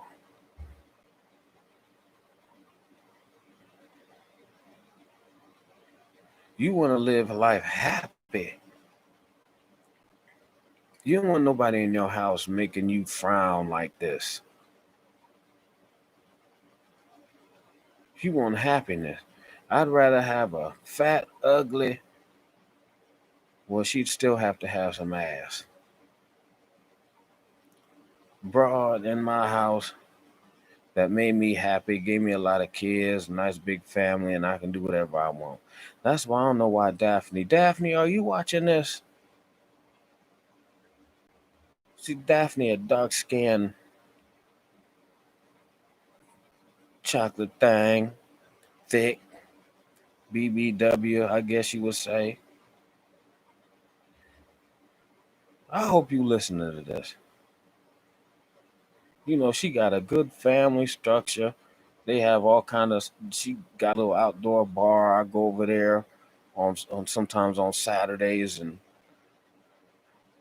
her baby dad is still live there, but he's cool. She ain't dealing with him like that, but he over there cool. He make pork chops, man. Them pork chops was good than a motherfucker. Frying chicken. She got a little bar back there and whatever. And then she had a birthday party recently, whatever. She have a little hibachi night. Have stuff out there for the kids where they do little crafts and shit and make all kind of snacks. Because she was raised like that. Her dad did that for her. So she does that for her kids and grandkids and all that kind of stuff. But unfortunately, she married some Shabba Ranks looking Jamaican nigga from in Jamaica. Now, I've seen more pictures of him, and you can tell the kindness in his eyes. And he building her a house in Jamaica, up in the hills. You know, niggas in America, they ain't gonna compete with that. I ain't building her no house. I'm trying to move in with you. He building her a house. And you know, she got to go through the stuff immigration wise because it's legit. She ain't, it's like she really loves this nigga. For real. And he take care of her. But if something happened to that Jamaican nigga, you can marry me. No, I said I could see the kindness in his eyes because when she showed me the picture of him at the first time, you know, I don't know if you've ever been to Jamaica, but Jamaicans have a look in their eye. It's like it's look like they up to something. Jamaicans look like they up to something. They got that look in their eye. It's just hard to explain. And a lot of times they are up to something.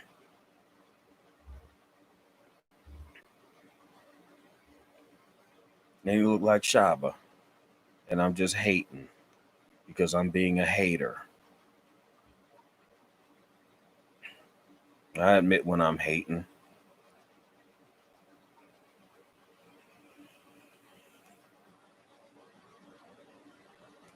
But Daphne, after a while, if something don't work out, you know, I'll hang around. I'll go to little hibachi nights with you. I could be your American boo, your African American boo.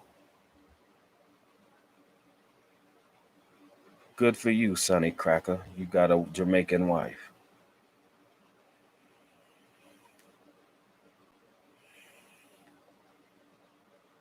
Is she black Jamaican?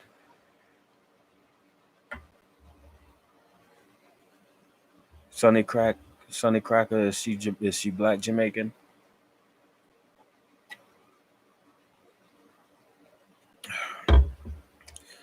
How much delay is in this chat, nigga? Answer me. Okay. Well, I don't know how you pulled that off, Sonny Cracker. Somehow you able to pull off shit with black women. You putting something in they drink or something. As soon as you meet them, you put something in they drink or send them something in a letter or something. 13 years, so that means you were seeing the girl in Brooklyn. Cause I was in 2000. Yeah, you were seeing that must have been right when you met her, because that was like 2007, 2008 when we was doing Brooklyn thing.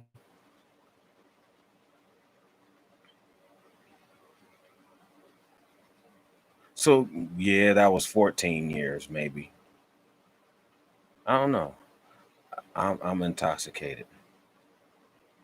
Yeah, that was the time you was going to Brooklyn to see Homegirl too, wasn't it, Sonny Cracker?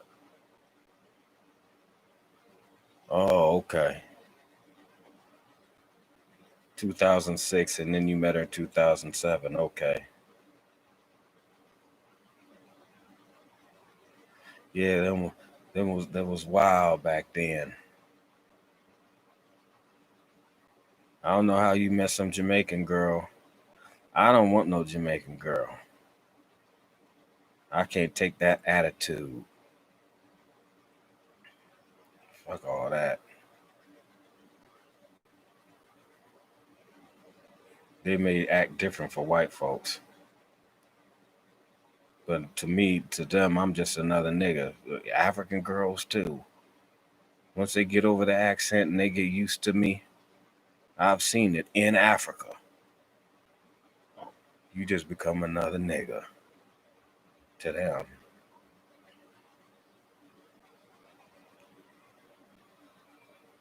All right. I forgot where I was at. I know we moved up. All right. We had to move out. I said, I don't want to move. Well, I said, I want to move. She didn't want to move. But I said, I'm going to leave because I'm sinking. I meet this girl. Well, I know her already. She's a woman. Can't say girl. Especially you a couple years older than me. Who ran a shelter. So I'm like, okay, look. You can go to this. We're going to move out of here, but we can go to this shelter. You can go to this shelter. And it's nice and sweet. They treat you good, got a nice cook, everything like that. Just go on ahead and go to this shelter. And the woman I knew was the manager of this shelter. And I mentioned her last podcast, she has a very large round behind. Very large. And I know she subscribes to this, so she probably be watching it too. K. But that's why I told you.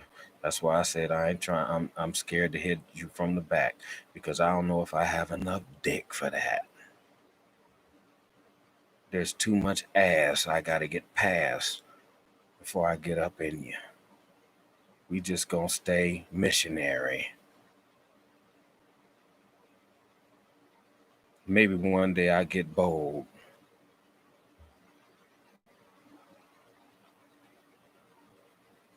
And I'll try it from the back. But I got to be bold and I got to be rock hard. I can't be no in-betweensies. You know, when you in-betweensies, but it's hard, it's just hard enough for you to get it in. But you're in-betweensies. And then once you're in, and you're doing a few strokes and then you stiffen up. But nigga, I got to be rock hard tingling before I'm trying you from the back, baby. Sorry. That's just too much ass for an old fat nigga like me.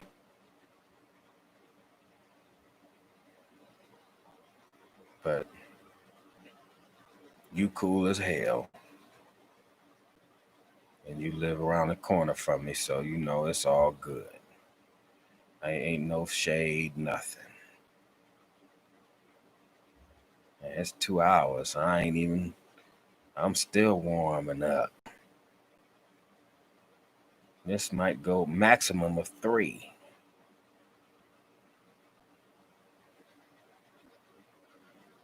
Because I can do it like that.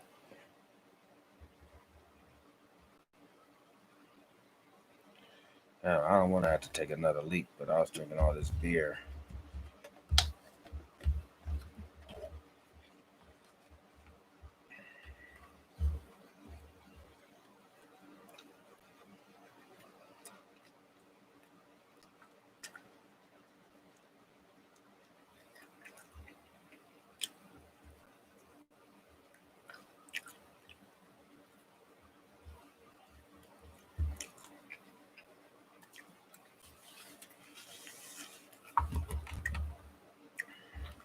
I got 3 more wings in here. What I think I might do is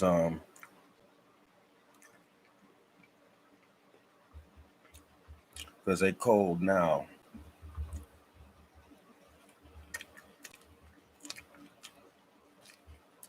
The wings are cold.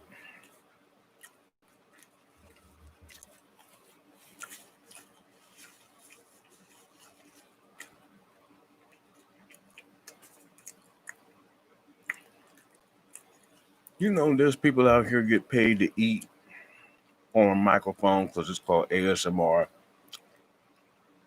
It's supposed to calm them. The internet is crazy. Oh, see, that's what I didn't want to do. Get something on one of my white shirts. Oh, oh. See, this is one of my performance white t-shirts. Oh, I have to go get another 6-pack. Hold on. I'll be back. Don't go nowhere. Move.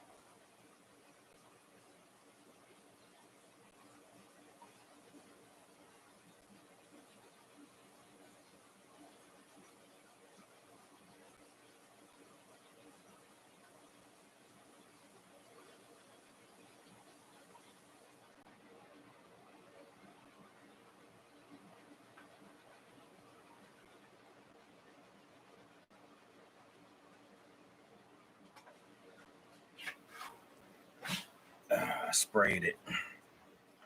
Gotta throw it in the laundry when I'm done.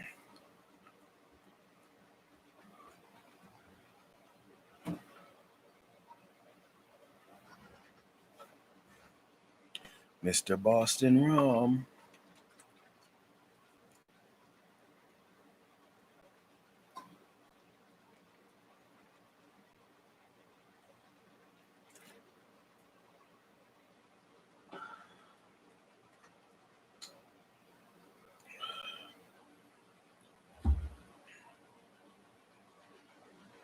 I need some water. I can't have everything I drink alcoholic. Got me a nice cold ginger ale.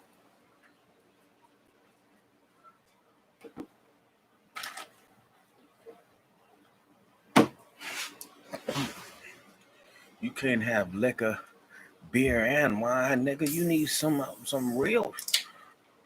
You gonna die.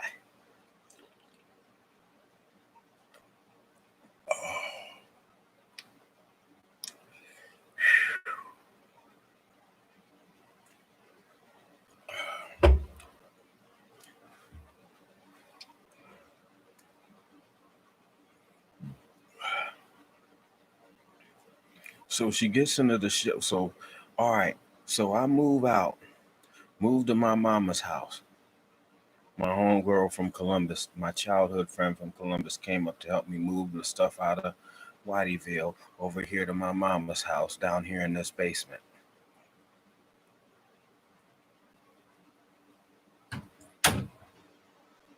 I hook her up with the shelter. The only rules you had to be there by 9 p.m. and don't come reeking of alcohol.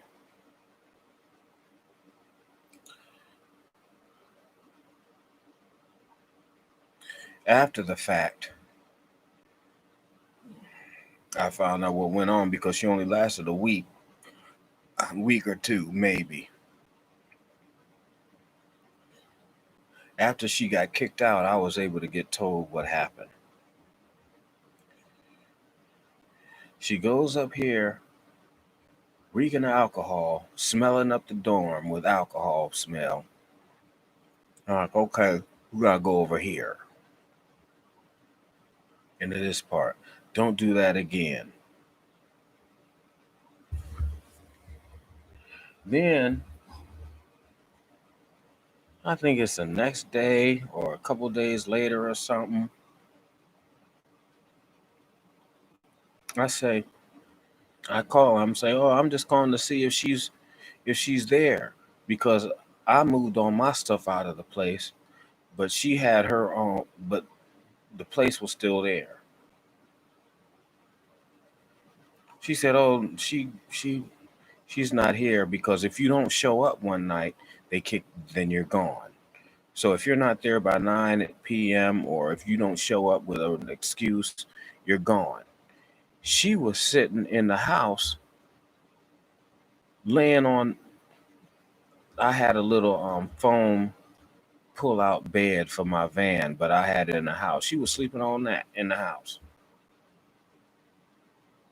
Taking Ubers to the Circle K to get her something to drink.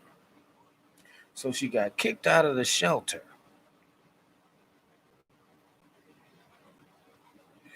So she can't come here, so she got to go to another shelter. Then she goes to another shelter, and everybody in Akron knows it. It's called the Haven of Rest. That's where the homeless go. So she went there, but she got a job at Liberty Tax doing tax returns because it was about to be tax season. So she was at the Haven of Rest. Then she was going to Liberty Tax. I was taking her. I was picking her up or I was taking her to work or something like that because it was up the street on Arlington. This dude was trying to hook her up later on for a job after tax season where like he did loans and different kind of things like that. Then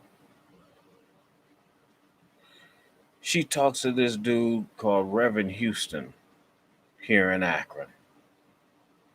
He doesn't run a church. He's just one of the nomad reverends around here, the nomad pastors.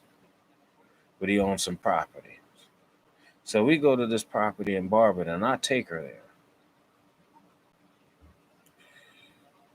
He was talking all this stuff, saying how he gives second chances to folks, and the woman next door was from a battered women's shelter, blah, blah, blah. But because she wouldn't leave the apartment, and I didn't get my key back in time, they put an eviction thing out on us. Now they dropped the eviction, but the fact that they filed the eviction shows up on your record if you're trying to look for another place. And I mean, it shows up immediately.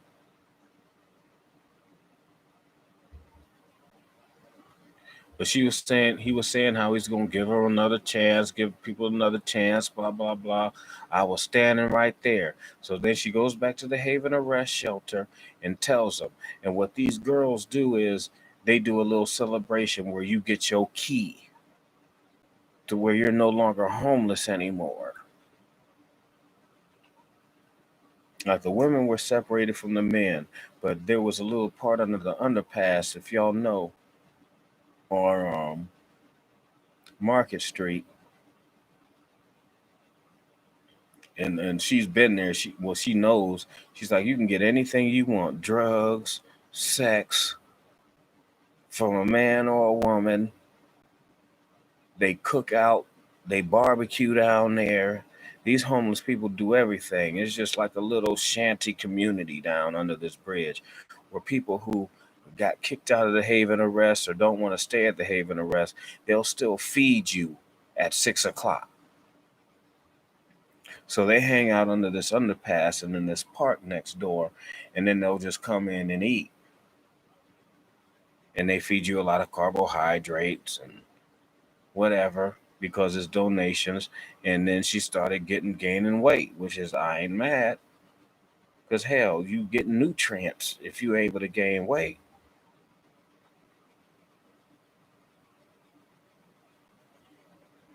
So she told him, oh yeah, I got this place at, and they hooked her up with this thing with the United Way where they pay for your own. They will pay for your apartment the first and last month's rent, and then they'll pay a couple months after that, where you can get free furniture.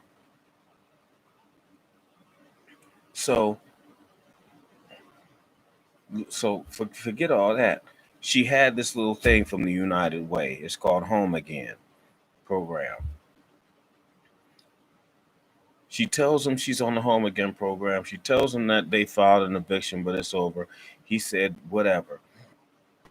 Then on Tuesday, she went and tells them on a Friday. By Tuesday, she's ready to move in, sign her lease. He said, oh no, she didn't get it. He just screwed her over. The landlord screwed her over. And I know my baby mama will lie at the drop of a hat, but she wasn't lying because I was standing right there when he told her this. So she wasn't lying.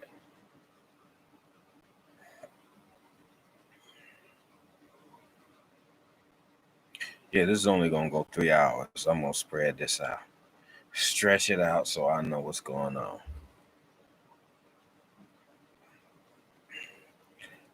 Then she was sad and crying and everything like that. But because she told the people that she had gotten a place,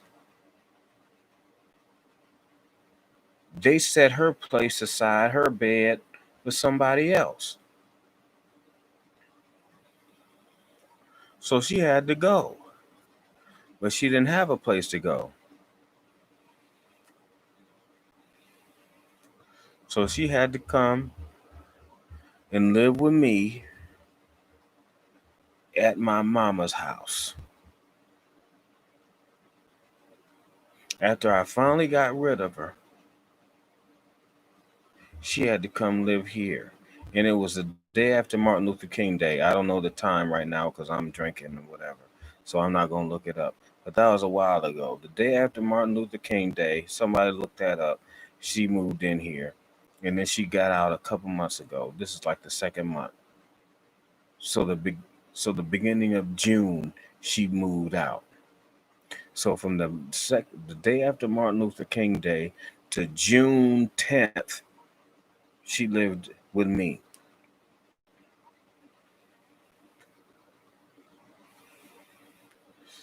I'm all happy she's gone. I'm getting my mind right. I want to start the podcast back. I want to do everything, but then it all got messed up. Then she has to stay here for a while. She's upstairs. Then the COVID virus hit.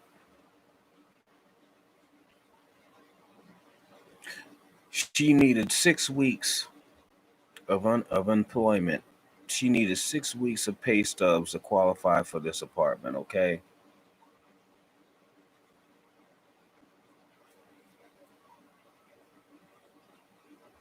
And she got 6 weeks. But little did I know, right after she provided them 6 weeks of pay stubs to qualify for an employment, she comes and says, come get me from work. I got I got let go. There's no work.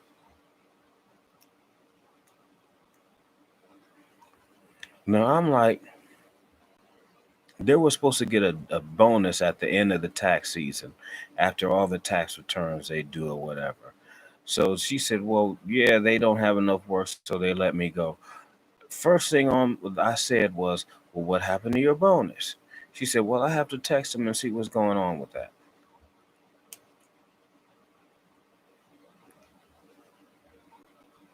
Okay. Damn, see, this shirt is ruined. I should have worn my bib.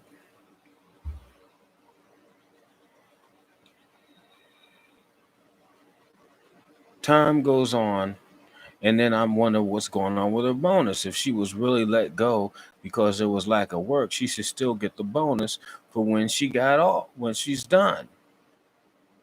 So one day we're in my van and we're driving. I said, we're going to go over there and see what's going on with your bonus. First thing out of her mouth was, no.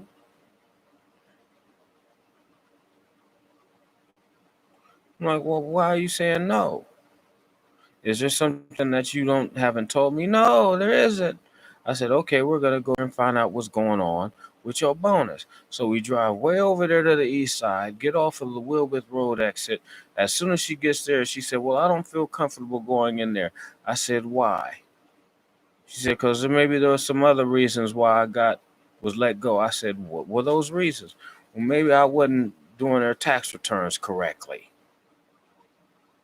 So what happened was, she got fired because she was messing up folks' tax returns.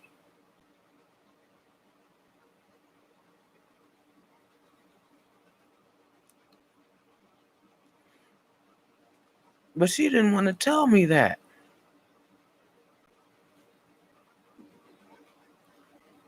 The one thing that she was good at was filing paperwork. But how the hell you can't file nobody's tax returns right? And it had to be more than one. It was multiple tax returns. But then I realized later on, I tell her something, just like I had to tell her the password. The password to my Wi-Fi is like a number password. I had to repeat that motherfucker 3 times to her. She was like, well, stop mumbling. I'm like, I'm not mumbling. I'm telling you what the numbers are. That's why you couldn't do nobody taxes. Somebody tell you the numbers and you can't hear them right.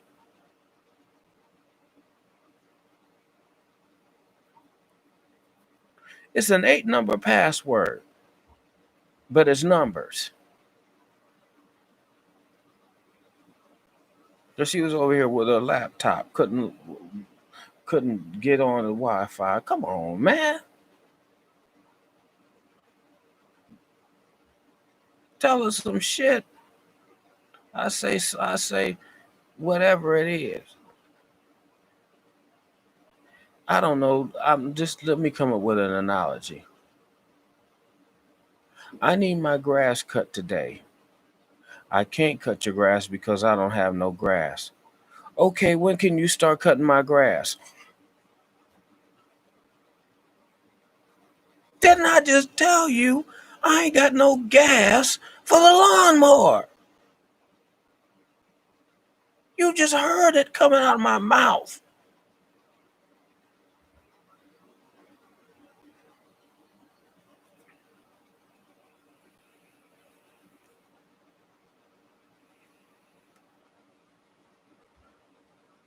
So these niggas telling her certain numbers on the tax return, and she putting in other numbers on the tax returns. which is why she got fired. But when you lie about anything, you lie about anything.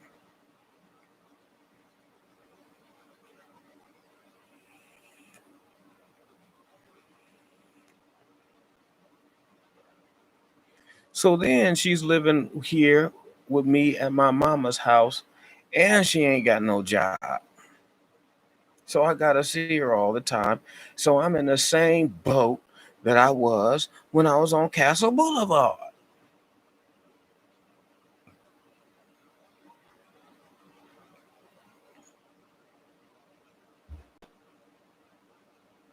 And the COVID hit, and but the thing was, she had exactly 6 weeks worth of pay stubs to get approved for this apartment.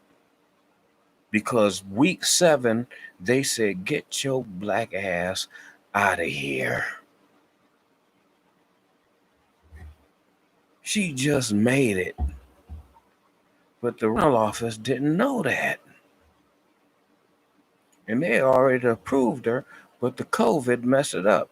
But what they don't know is she was fired right after she provided them pay stubs, and for the whole time through COVID, when y'all were too scared to open up the office.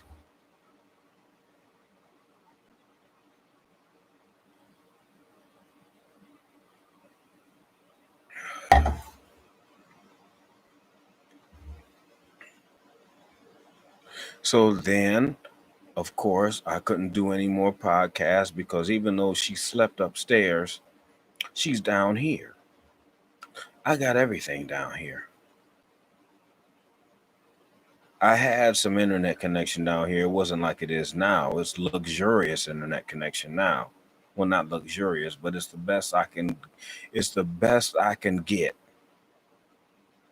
I have the best internet connection that I can possibly pay for in this area. I got a 55-inch screen over there, smart TV.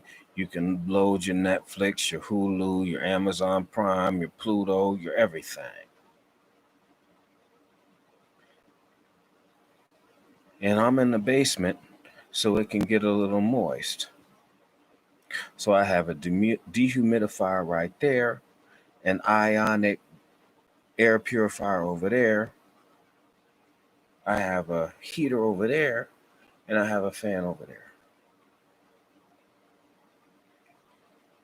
So I have a nice artificial environment going on right down here. Because I got old photos and all kind of old stuff down here that I don't want to get messed up with moisture. But I have 4 things, at least 2 things running. Right now I have the dehumidifier going, which goes 24/7, and I have the air purifier going. I don't have the fan or the heater, because if the air conditioner is going upstairs, it can get a little chilly down here. I may turn on the heater, or I may turn on the heater and the fan. But the dehumidifier and the air purifier is going all times.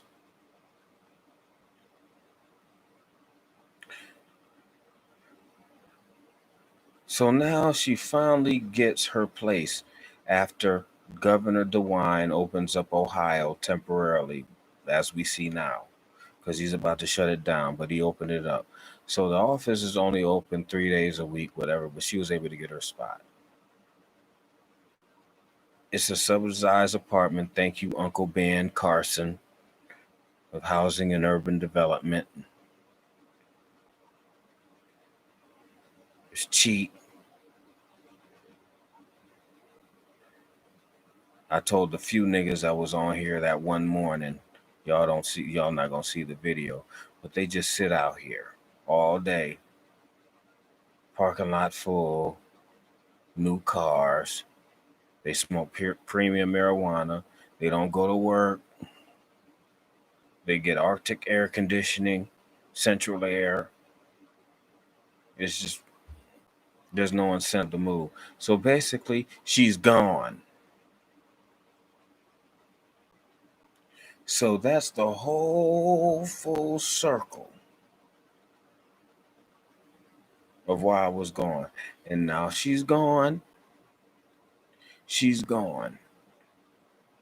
If she doesn't pay that rent or if something goes wrong over there, she's going on the street in a shelter or she's going back to Milwaukee. She ain't coming back here. Because I am finally at 49 years old at peace. Ain't that a damn shame? Thank God I still look good.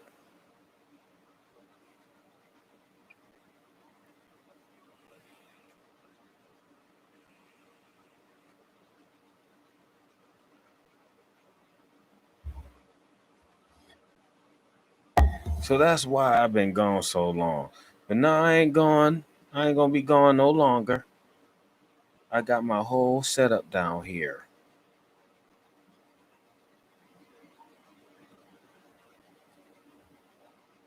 I can't remember how old I was, but I was young. It's been a long time, John Doe.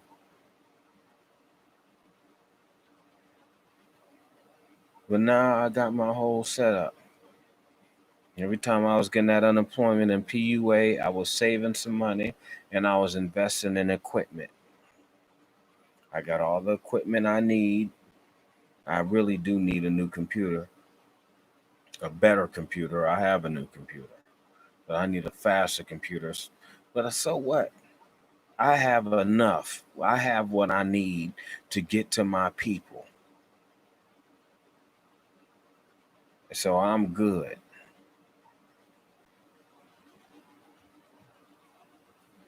I'm able to get to y'all. And I'm glad to get back to my people and to the world. And y'all know, y'all listen to me, you recommend me to other people, you talk about me to other people, tell them to come to YouTube. Search for MrNoGood, look for my logo right there. You just click right down there and see my logo. That should be on this video. It better be on here. And you click that motherfucker and you subscribe. Click that MrNoGood logo, subscribe. Tell your friends to come. Tell your mama to come. Tell your co-workers to come. You got to come. It's going to take a while to grow. But I ain't got nothing else to do. And even if I have to go work like a slave every day, I can still come here and come a couple times a week and talk shit.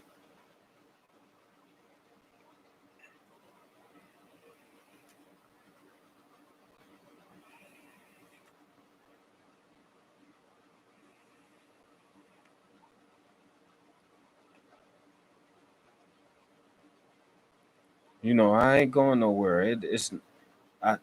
And when my thing gets here, and I'll no, I haven't seen Anthony Anderson I haven't seen Anthony Anderson since then. Haven't seen him.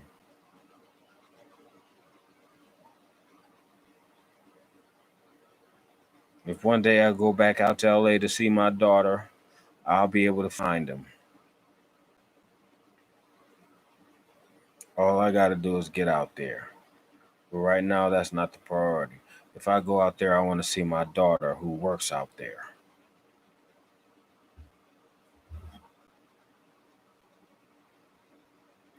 Because it's easy to find people, especially if you already know who they are. Because there's people I can call when I get there who can find him. That ain't nothing. What are my views on Umar Johnson?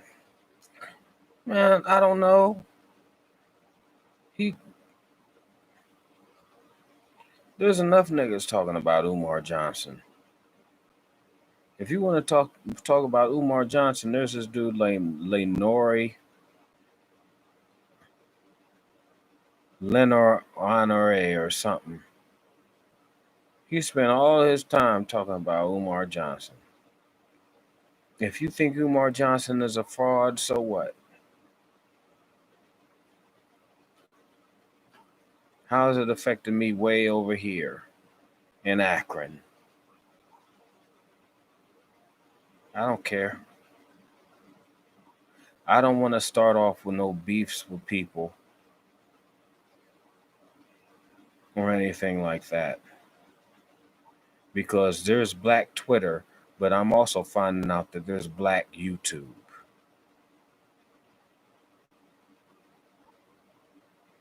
And I'm not trying to get involved in black YouTube. Umar Johnson can do whatever the fuck he want. It ain't got nothing to do with me. If you want to give him money, give him money. I prefer you send me the money. I prefer you send it to me.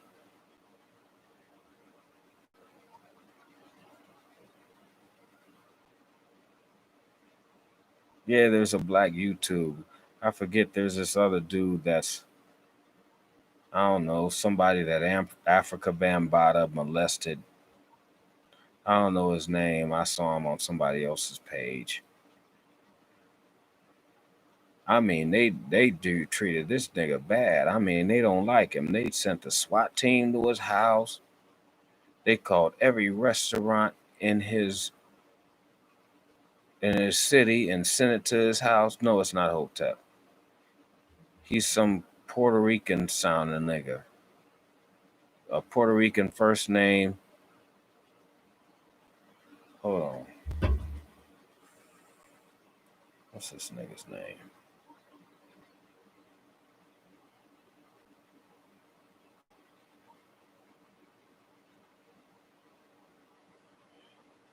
Let's see if I can find it.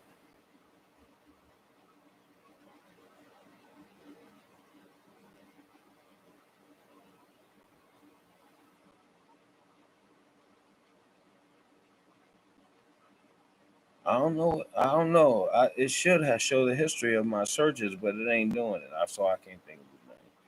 Some light skinned nigga. I mean, they screwed him. I don't want all that.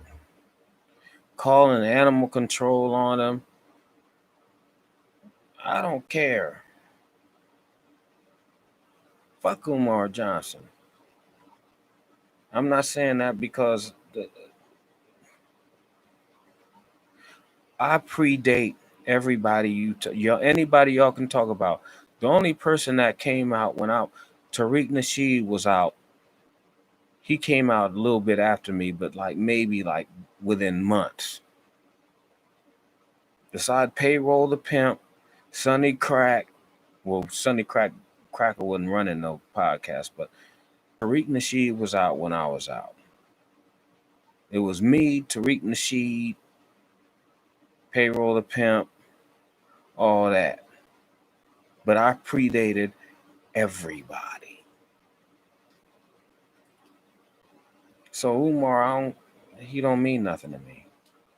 Hassan Campbell, yes, that's right. That's the name.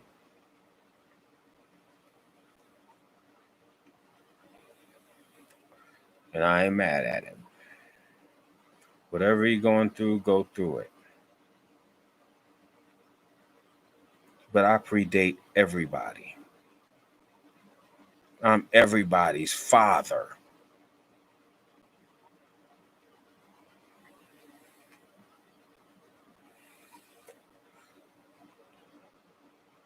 Except maybe Tariq Nasheed. I guess he's like a younger brother because he came out right after me. But the rest of y'all niggas, I birthed you.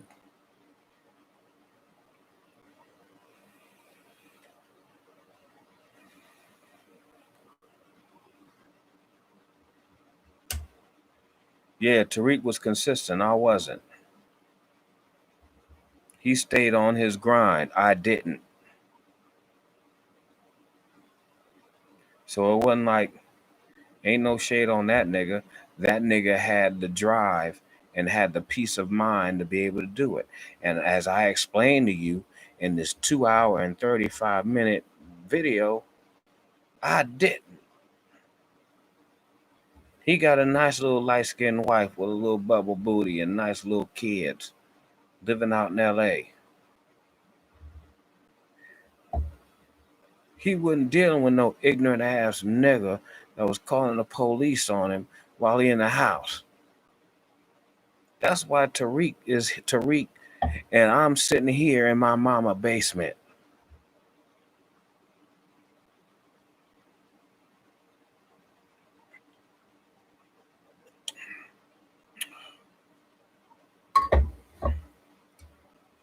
Yeah, I know it ain't no. It is what it is, Mister. It is what it is. That's why I'm trying to tell you, man. Choices makes all the difference. If my baby mama lived with Tariq would be fucked up.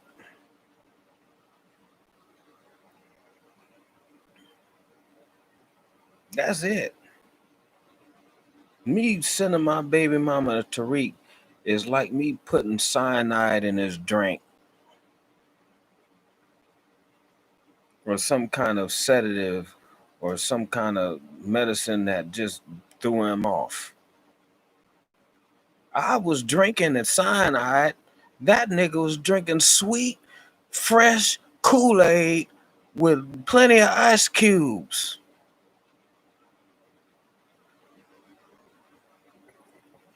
I was drinking liquor with cyanide in it.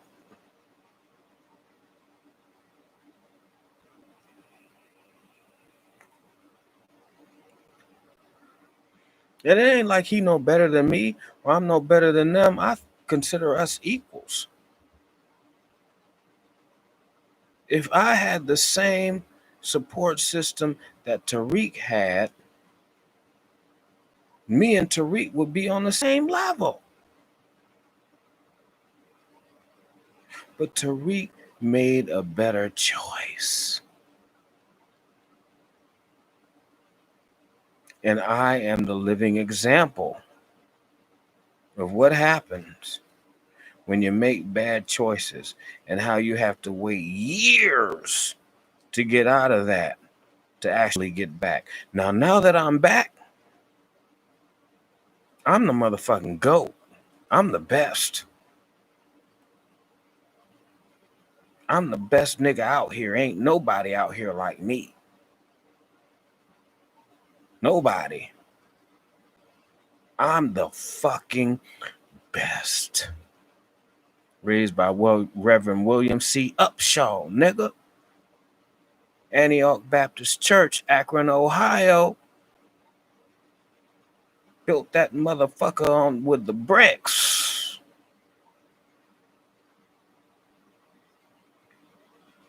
Nobody tops me.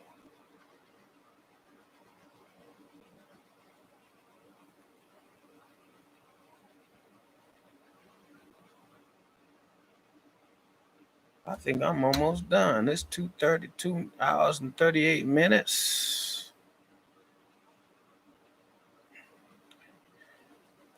I want y'all to hit my Cash App, PastorNoGood.com. No, PastorNoGood. There'll be the links on there. Hit that Patreon. Once that thumb drive gets here, I'm gonna start posting them up in there, so the folks that are on the Patreon can look at that, listen to them. I ain't gonna tear y'all mouth out for some old ass shit. $5, maybe 10, depending. But other than that, no, I ain't gonna tear y'all's mouths out. I want y'all to stick around. I want y'all to be around. I plan on being here a long time.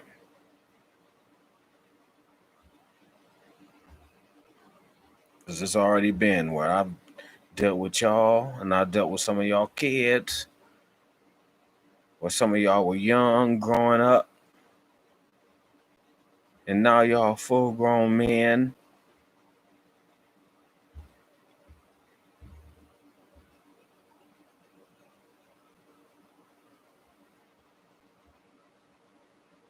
And I'm glad, and I wish I was there all them years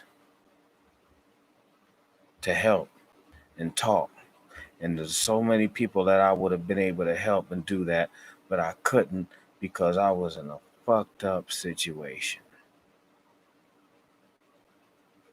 And I'm glad that a lot of y'all have learned not to get in it.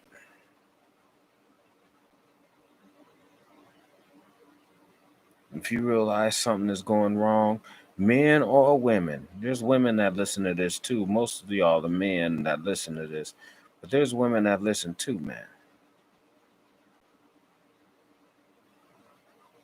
If you a woman and you want some street nigga or whatever,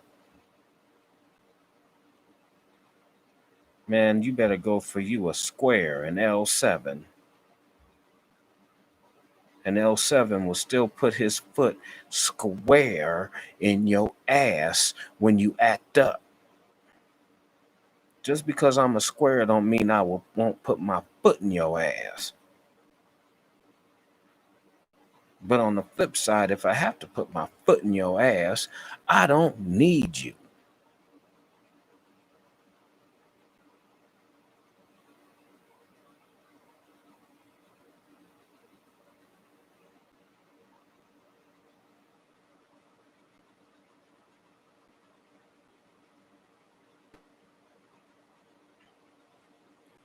Yeah, man.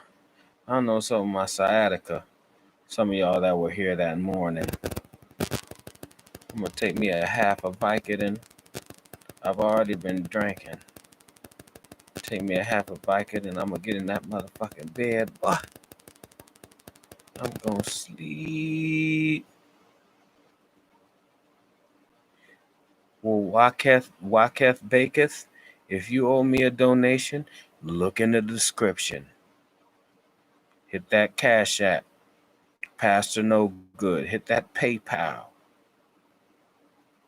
Hit that Patreon. Send me some money in the P.O. box. Send me a stack. Put it in a priority envelope. If you feel you owe me, you owe me, nigga.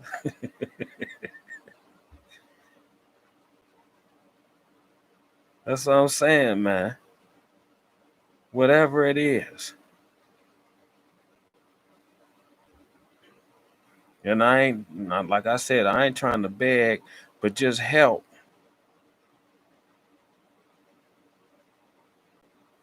We spend, including me, we spend money on all kind of all kind of bullshit. You can send a little something to MrNoGood, because you know MrNoGood gonna appreciate it. Fuck them J's. Fuck that bitch getting her nails done.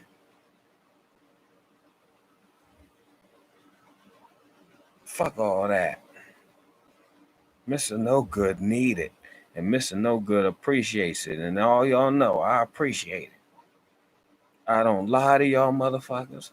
I don't tell you motherfuckers no bullshit stories. It is what the fuck it is. I don't even know who Lionel and Dolores is. Don't worry about it. You won't see it in this description. You got to look in the past videos I've done, the past two. It'll be in there. Hold on. I'll give you that. Oh, I'll give you all the PayPal right now.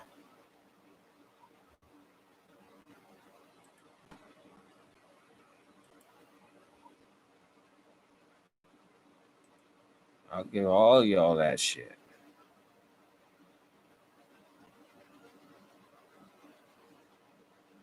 Like I'm saying, man, I know, because I know y'all show love. And because I'm streaming, this shit is going slow. So it'll take a minute. But I know y'all show love. And I truly appreciate it. So I ain't trying to guilt trip y'all into nothing. And if this shit don't load, then it don't load. You just wait for the description and come next time. I'm gonna look on my PayPal right here on my phone. Cause this shit tripping. PayPal.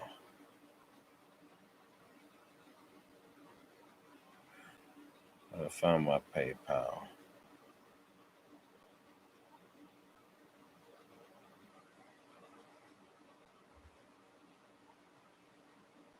Oh. It's paypal.me/MrNoGood DOTCOM. PayPal.me/MrNoGood DOTCOM. That's my PayPal. Hit that motherfucker. Hit the PayPal. Hit the motherfucking cap. And I really like somebody sending stuff to my P.O. box. It ain't even got to be money. Like I said, showed another video, do send me a video of this podcast I watch. It ain't got to be money. It can be a fucking box of chocolates. I don't give a damn. It's the thought that counts. I don't care about all the money. As more people come, hopefully the money comes. But it's the thought that matters to me.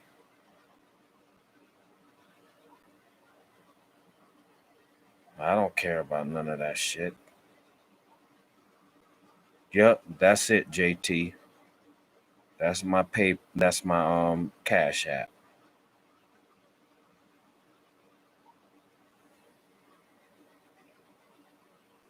And I'm just glad to be back. I wear 2X.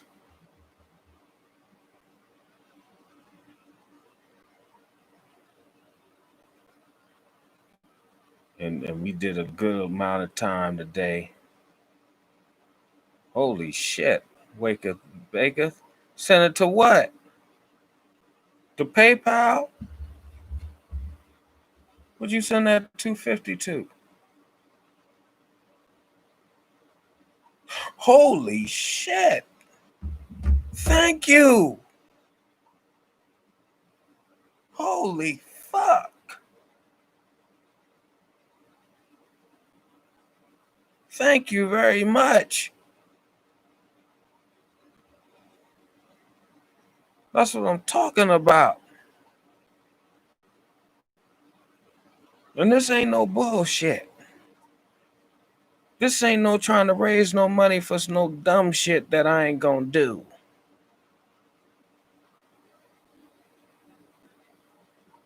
I love y'all. And I'm just upset that I wasted so many years. Fucked up. Fucked up.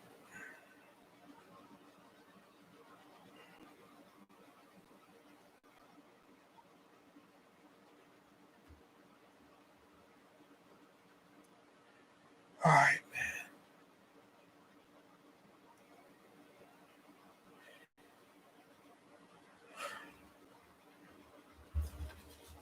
This is your number one baby daddy, MrNoGood, MrNoGood, MrNoGood.com.